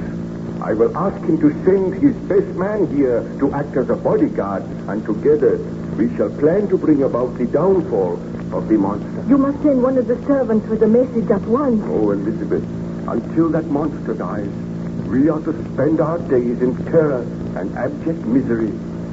Let us pray that we shall escape with our lives. Well, Baron Frankenstein, did the burgomaster send someone to protect you from the monster? A man called Fabian was sent to the house. He took up his quarters there, and he acted as our bodyguard. But I assure you, Captain Walton, that my wife and I experienced misery, terror, and suspense such as is known to few mortal beings. Every footstep, every sound caused us to start. We were prisoners in our own home. Still there was no sign of the monster. There came a day when I sent for the man Fabian. I discussed with him the best plans for finding the vile creature which was endangering our existence. When Fabian came into the room, I said, be seated, Fabian. Thank you. Tell me, where is the Baroness? She has gone to her room to rest. I saw that her door was locked, Baron Frankenstein. Do you think we need an extra bodyguard in the house? Well, it might be advisable to have another man here. Fortunately, we are all armed. The Baroness never goes anywhere without her pistol, and you and I carry 2 pistols. Do you think the monster is somewhere in the grounds? I have had the ground searched each day, and still there is no sign of the monster. I do not know where he can be. Let us send a message to the burgomaster and ask him to send another man here. We will do that at once. I feel that we will receive a visit from the monster at any time. And if there is an extra man here, we will have more chance of overpowering and killing the creature. I will give the message to service now. Wait. This is strange. What ails you, Baron Frankenstein? Why, the door will not open. Let me see. Why, it is locked from the outside. Was the key on the outside of the door? It must have been, but I did not place it there. Well, who could have locked us in? Surely the monster is not here. We will have to break our way out of here. My wife, she is upstairs in her room. We must get out of here at once. That is Elizabeth. Help me to break this door open. It is a heavy door. How did it rain? I was trying to despair. Let me try. The door is too heavy. Where are the servants? Why do they not come to help us? Help! Come and open the door! A moment. I think I can break the panel with the corner of this small table. Stand clear, Baron. I must get out of here. My wife, I heard her scream and I heard a shot. Hurry, baby, a moment. There. I have broken a panel. It is not big enough to go through yet. Break another panel. I am doing the best I can. There. Oh, let me go through. I will follow you. Oh. Look. There. At the foot of the stairs. Baroness. Oh. Elizabeth, what has happened? Oh. Look at the marks on her throat. The Baroness is dead. Choked to death by the monster. He kept his promise. Oh, look. The pistol lies there by her side. She must have fired it to try to save herself. And we were too late. We were locked down in the library. I must go for help at once. Oh, we are helpless. No one can prevail against the brute which I created. He swore to kill my wife, and now he has kept his promise. Oh, Elizabeth. You are distressed in the telling of this story, Baron Frankenstein. Shall I leave you alone? I shudder now as I recall the horror of that moment. As the realization came to me that my beloved wife had been murdered, I felt as if I had murdered her myself. But I shall live to avenge her. The monster must die. What is that? Footstep that I know so well. The monster is here on the ship. Are you armed, Captain? I am not. We meet again, Frankenstein. And I can lock this door behind me. Why have you come here? I hoped that you were dead. You vile, murdering creature. I have no sympathy for you, only hatred and loathing. Stand where you are, Captain. I hold you firmly. You tremble. Let me go. If you call for help, you shall die. Why should you kill me? I have done you no harm. You have said that your sympathies are all with Frankenstein. But do you not realize that I also have suffered? Our quarrel is almost over, Frankenstein. I have come to tell you that I will slay no more of your friends unless they seek to slay me. I have but one life to claim now. Whose life is that? Yours, Frankenstein. The creature shall kill the creator. The monster shall destroy the man who created him. Mark that well, Frankenstein. Before this ship leaves, you shall die. I only pray that before this ship leaves, I am given the strength to kill you. I will be content to die when you are dead. Think not to escape me, Frankenstein. Your life and mine are bound together. I go now, but be prepared. The end may not be far distant. Go after him, Captain. Oh, quick. Bid your men shoot him down. No. I cannot go after him, Baron Frankenstein. I do not think that anyone can kill that monster. And he has sworn to kill all who strive to slay him. Oh, you must despise me and think me a coward. I do not think that. I understand. But go on deck, Captain. Tell your men to keep a close guard.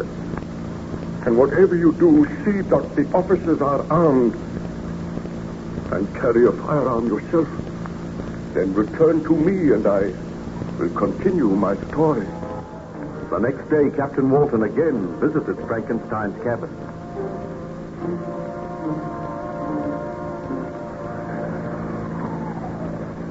Well, Captain, what news? The ship is carefully guarded, Baron Frankenstein. We have seen no sign of the monster. He swore that he would return here to kill me. He cannot board this vessel now without being seen. I have placed men on guard all over the vessel. Oh, that monster is almost a devil. You do not know what he can do. I must apologize to you because of the abject fear which I showed yesterday. You need not apologize, Captain. All men show fear when they see the monster. I am his creator, and I am afraid. Did you say that the monster is impervious to bullets? I did not say that. He has certainly been wounded twice, but he has recovered. He is so strong. Well, if we have another visit from him, it shall be his last. I swear that we shall kill him. I hope so. Do you feel you are able to tell me what happened after the death of your beloved wife? Well, the bodyguard Fabian and myself found my wife's body at the foot of the stairs. I picked the body up tenderly and bore it to another room while Fabian bent for assistance. I looked at the still form of my wife, then I knelt down and prayed. I pray that I be granted life so that I may destroy the monster which I created. Has not my punishment been enough? Have not others suffered because of my sin? When will my suffering cease? Oh, Elizabeth, my beloved wife, I will live to avenge you and to avenge those who have died because of my evil work. I kept my promise, Frankenstein. What? You here? You cannot move. The creature is stronger than the creator. I hold you fast. Oh, so great is my hatred that it gives me strength. I shall free myself. I shall kill you. Hear me, little man. I despise you. Let me go. Let me go. Let me go. Hear me. Did you not condemn me to a life without a mate, without a companion? Did you not create me and make me an object of hatred and contempt? Now all men are against you. They know that you created me. They know that you have brought misery to others. Therefore you will become an object of hatred and contempt. You are now without a wife. I killed her. That is her still body lying on the bed. Suffer now as I have suffered, Frankenstein. Oh, if only I had the strength to kill you. You have not the strength. In your foolishness, you have made your creature stronger than yourself. My work is done now. I am leaving here. I cannot make you suffer more. I know that every man's hand will be against you, and you will be an outcast just as I am. Where are you going? Who knows? I shall wander the world. Mayhap I will find someone as hideous as myself. Someone who will be a companion to me. Wherever you go, I shall follow you. If it be to the ends of the earth, I will not be content to rest until I have destroyed you. Have a care that I do not destroy you. I could do it now. Feel you, my fingers about your throat. All right. Why do you not kill me? It would be a merciful release. But I should not die happily, knowing that you still live. You shall live on. You shall suffer as I have suffered. Mayhap we shall meet again. We shall meet again, I swear it. But tell me, have you the powers of evil? How is it that you were able to find us? How is it that you were able to get into the house? I laughed as I watched you searching for me. You did not think that I could find shelter on the roof, that I could lower myself into the window of this room. Your wife slept. But she heard me as I came through the window. She started up and seized her pistol. She fired, but her aim was wild. She did not struggle much, Frankenstein. Then I took her body and hurled it down the stairs.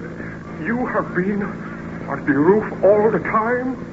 I have. Oh, Frankenstein, I have desperately but... Why?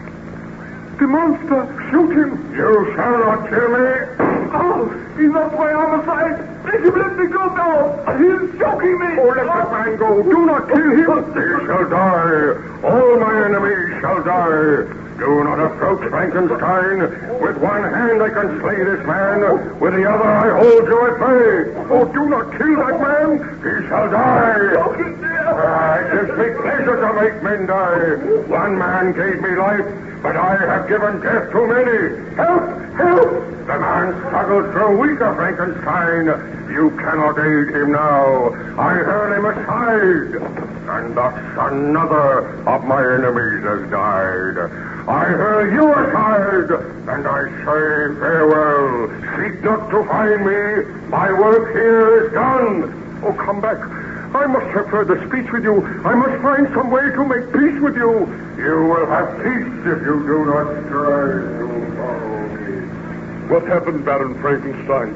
Did the monster make his escape? He climbed through the window, and with surprising agility scrambled onto the roof. I could not go after him, but I called for help.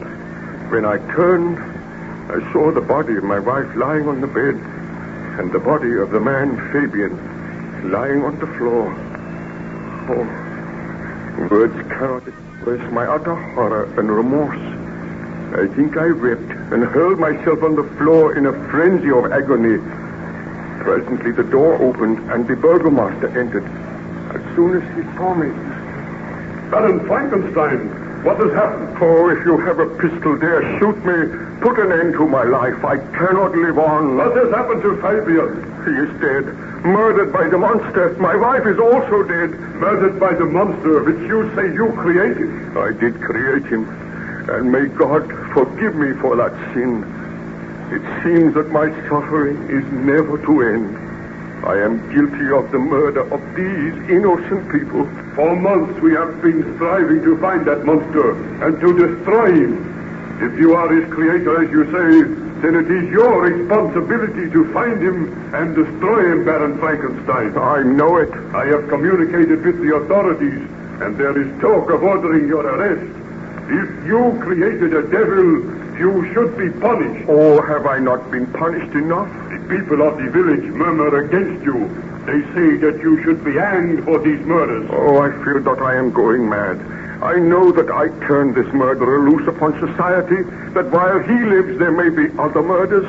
Therefore I swear a sacred oath that while there is breath in my body, while I live I should devote my life to tracking him down. We feel that if you remain here, the monster will remain, that other lives will be in danger.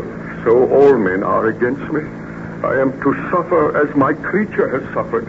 I am to know what it is to be a fugitive, an object of hatred and scorn.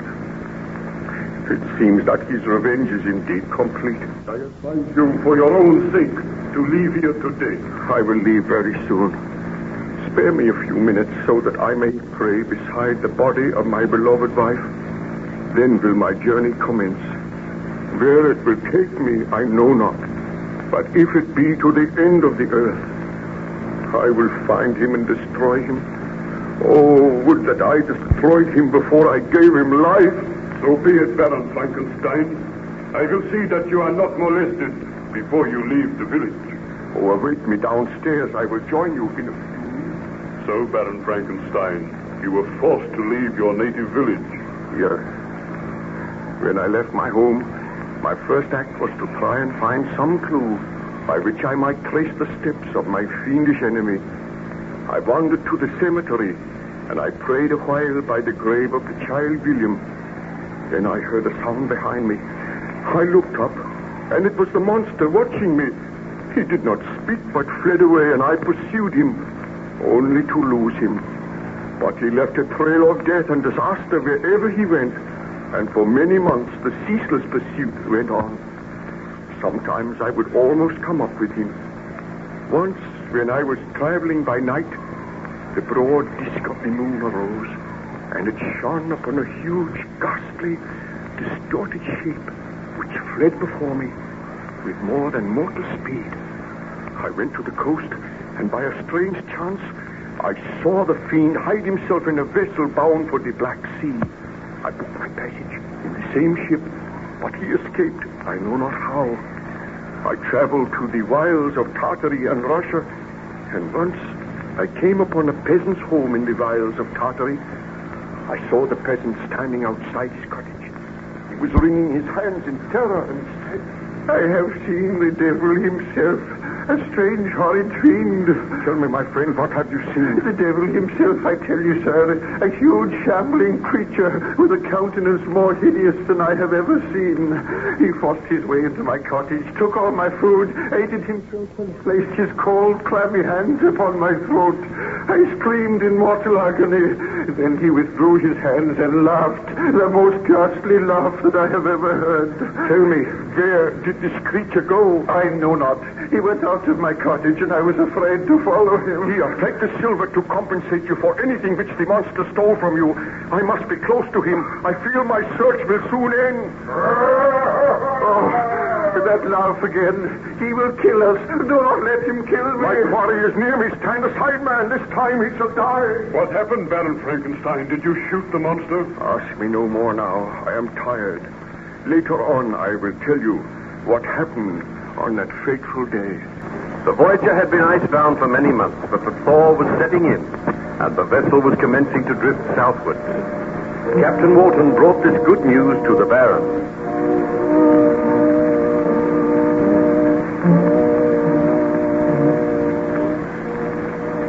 Baron Frankenstein, our journey homeward is commencing. The ice is breaking up. There are several patches of water around the vessel. Very soon we will be underway. I must leave the vessel at once. I know the monster is still alive. I cannot let you leave, Baron Frankenstein. You know that. You have no power to keep me here. Well, we are not making very much progress as yet, and I would sincerely like to hear the remainder of your story. I am writing it all in my journal. Well, I was telling you that in the wilds of Tartary, I encountered a peasant who was terrified because he had seen the monster. And when you were seeking to comfort the peasant, you heard the monster's laugh. Yeah, I drew my pistol and moved towards the door. To my surprise, the door opened and the monster appeared. My surprise was so great that I hesitated for a moment, and that hesitation was fatal. With incredible swiftness, the monster advanced and wrenched the pistol from my hand, and then he said, "It is time that you and I spoke again, Frankenstein. You seem to have the powers of evil. Always you flee before me. Am I never to kill you? Shall I kill this peasant, or will I bid him begone? I do not wish him to hear what we have to say." "Go, fellow. Do not return here for some hours." "Because you are my creator, so should you be my friend. We are both outcasts now. Can we not also be friends? I have thoughts just as other men. If I had a friend to whom I could speak, and who could read to me and teach me many of the ways of the world, perhaps I would find some strange happiness. You cannot return to your world, Frankenstein, but you could find loyal, faithful, and honest friendship with me. You have murdered my wife, my friends, and made me an outcast in this world, and yet you dare to ask for friendship. Is your life happy now? I have never known a moment's happiness since I created you. And I have never known a moment's happiness since I was created. Do you not owe it to me to give me some peace and happiness? To give me friendship? To give me your ideas? I owe you nothing but hatred. Was it my fault that men shrink from me and strive to kill me? Is it my fault that I defended myself by killing them and thus earning further hatred? Did you not refuse to make for me a companion? I could not bring myself to do it. And because of that, my rage knew no bounds, and I slew all whom you held dear. Now it is over. We are both outcasts, objects of hatred, scorn, and loathing. Let there be friendship between us, Frankenstein. I have sworn that I will never rest until I destroy that which I created. Mayhap I am to blame for many of the sufferings which you have endured, but the sin was mine. I created you. Now it is my solemn and holy duty to destroy you. And it is in my power to destroy my creator. You may destroy me. I will. But not until you have experienced further suffering. You must pursue me. You must live the same lonely life as I live. And perhaps I will receive a strange pleasure knowing that I have made my creator suffer. And perhaps I am receiving a strange pleasure knowing that you are paying for your sins, knowing that all men are still against you and will always be against you. But I admit the crime was mine in giving life to you. And my only purpose in living now is to end that life. Mayhap you will never end it. Farewell once again, my master. I offered you my friendship. I offered to live at peace with you, and you refused. Why should a man hate that which he has created? That is one of the things I will never understand. Farewell, Frankenstein. Until the next time. Did you pursue the monster that day, Baron Frankenstein? Well, he made his escape with incredible swiftness, and I set off after him. The search went on for many months, and the monster seemed to take pleasure in leading me on. Sometimes, indeed, he left marks in writing on the barks of trees or cut in stone that guided me and instigated my fury.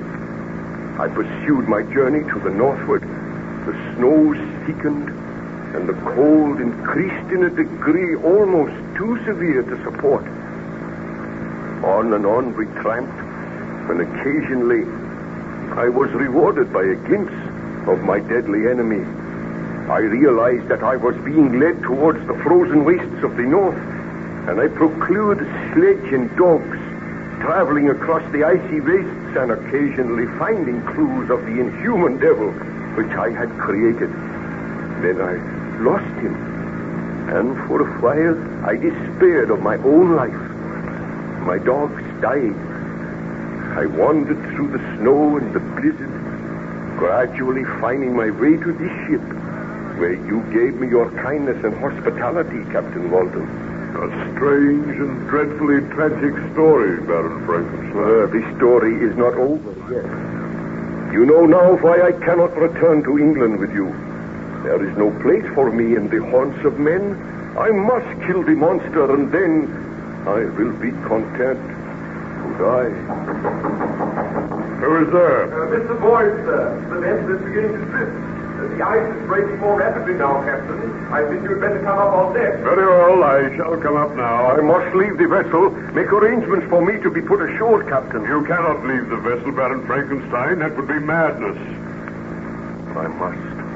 You realize that I cannot let that monster roam about killing people at will? You must excuse me for a moment. You will be safe here in your cabin. You are not yet strong enough to leave your bunk. I will return and discuss the matter with you later. Come, Mr. Boyd.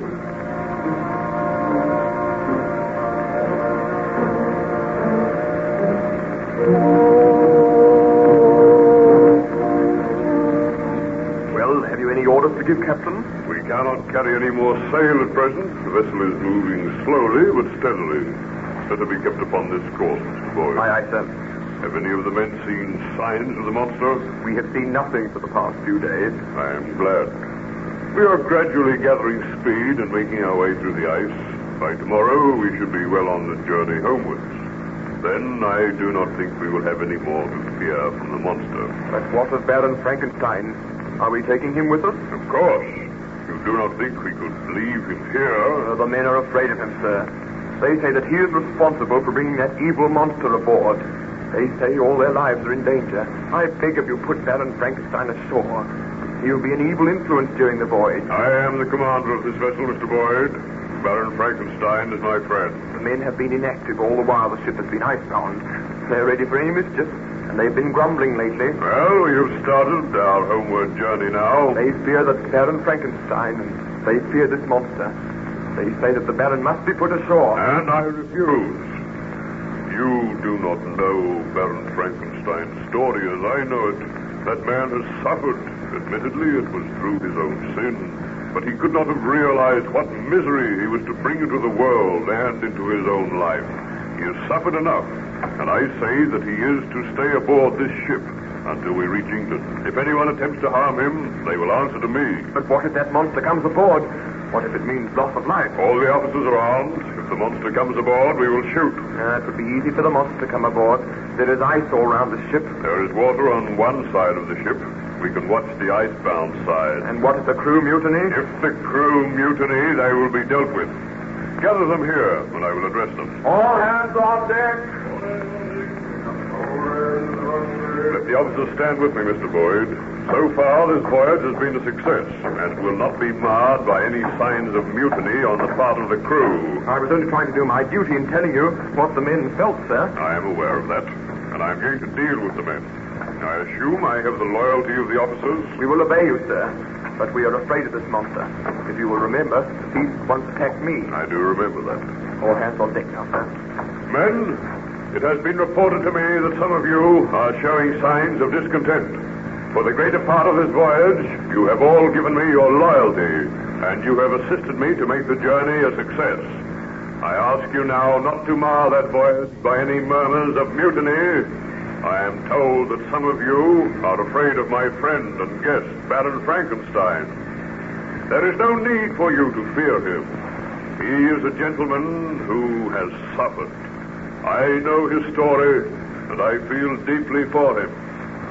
As regards the strange monster which has sometimes come aboard this vessel, I can assure you that all the officers are armed, and if he comes aboard, they will shoot.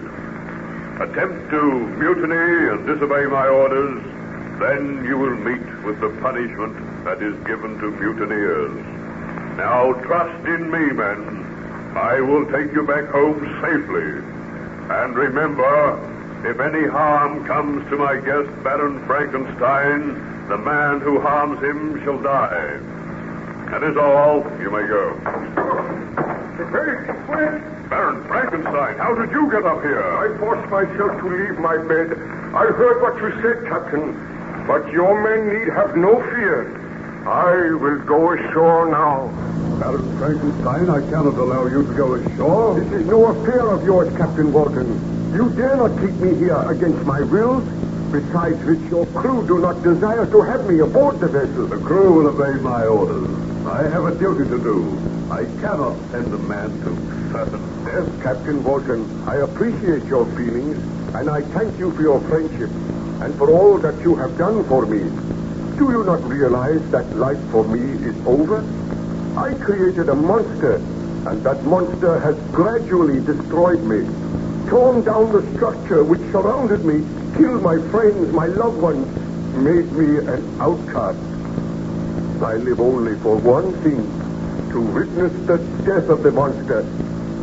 If you take me back to civilization against my will, You will be condemning me to torture, knowing that all men hate and despise me because of the crime which I committed. I am already destroyed, although there is life in my body, and that life cannot be extinguished. It must not be extinguished until my creation has been destroyed. Now I beg of you, let me go. We shall not meet again. Very well, Baron Frankenstein. The choice is yours. You may leave this ship. There is still ice for you to walk across. I will have a rope ladder lowered at once.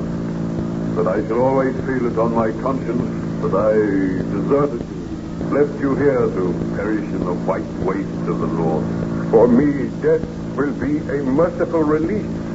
So go, Captain. And when you return to England, you may publish the notes in your journal so that all may know that it is folly, that it is a grave sin to usurp the rights of God. I have suffered as men have seldom suffered, and when the monster dies, then shall I make atonement. To the members of your crew, I also say farewell. I am glad that none of them has suffered because of my misdeeds. Now I must... He's collapsed. I knew he had not the strength.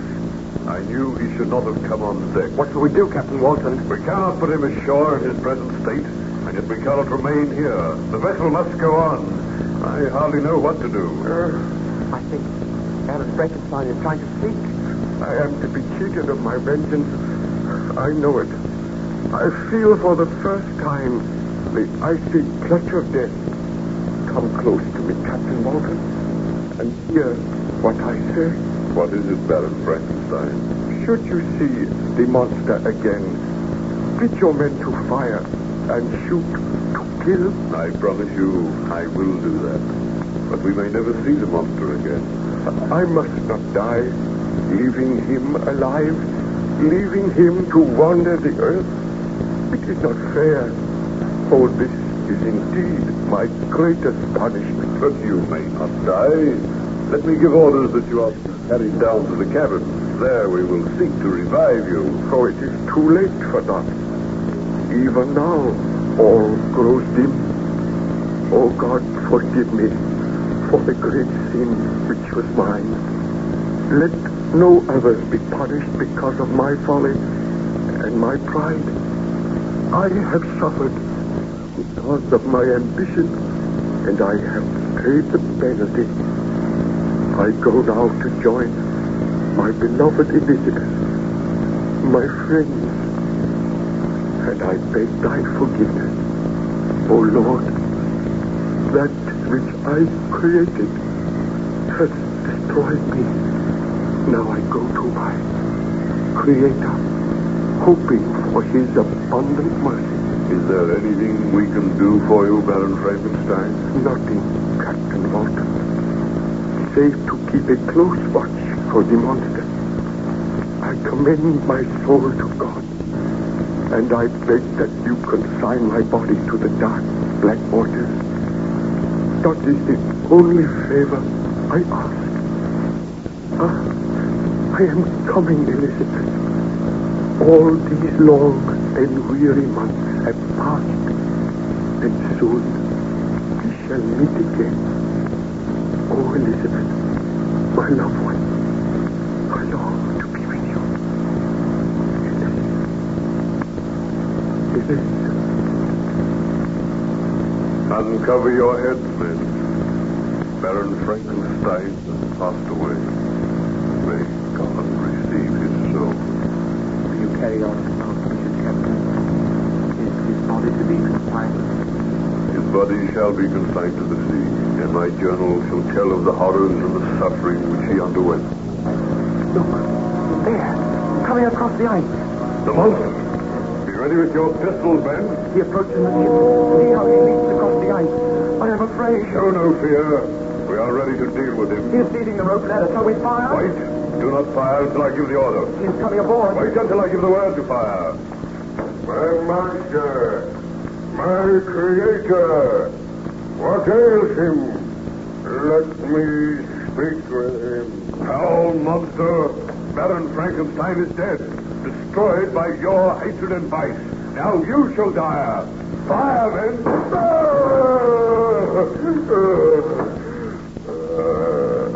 You would destroy me. The blood pours from my wounds, but I still have life. Let me look on the body of Frankenstein. Shall we fire again, Captain? No, wait. Frankenstein, you are dead. Victim of my hatred. Victim of your own selfishness. Oh, Frankenstein, I am filled with remorse, and yet soon I am to die. They have dealt me mortal wounds. Frankenstein, my creator, I mourn for you. You say you mourn for him, and yet you drove him to his death. Your diabolical vengeance destroyed your creator. Think you that I do not deserve your sympathy? I swear that after the murder of Clerval, I was heartbroken and overcome.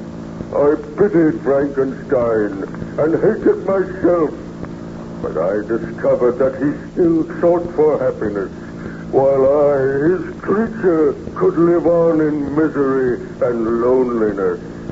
Men have forced me to murder. Loneliness has made me bitter, and now he who gave me life is dead.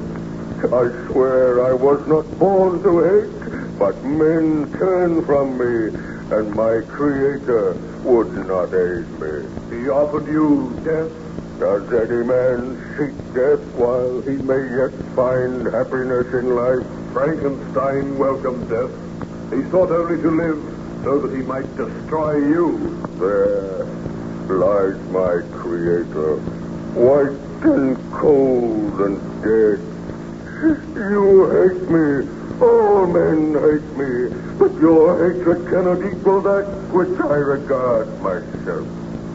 I once sought the friendship of Frankenstein. Should there not be friendship between the creator and his creature? But because he is dead, so shall I die. Bid your men not to fire on me again. You can see that I am mortally wounded. Tell me, what was Frankenstein's last wish?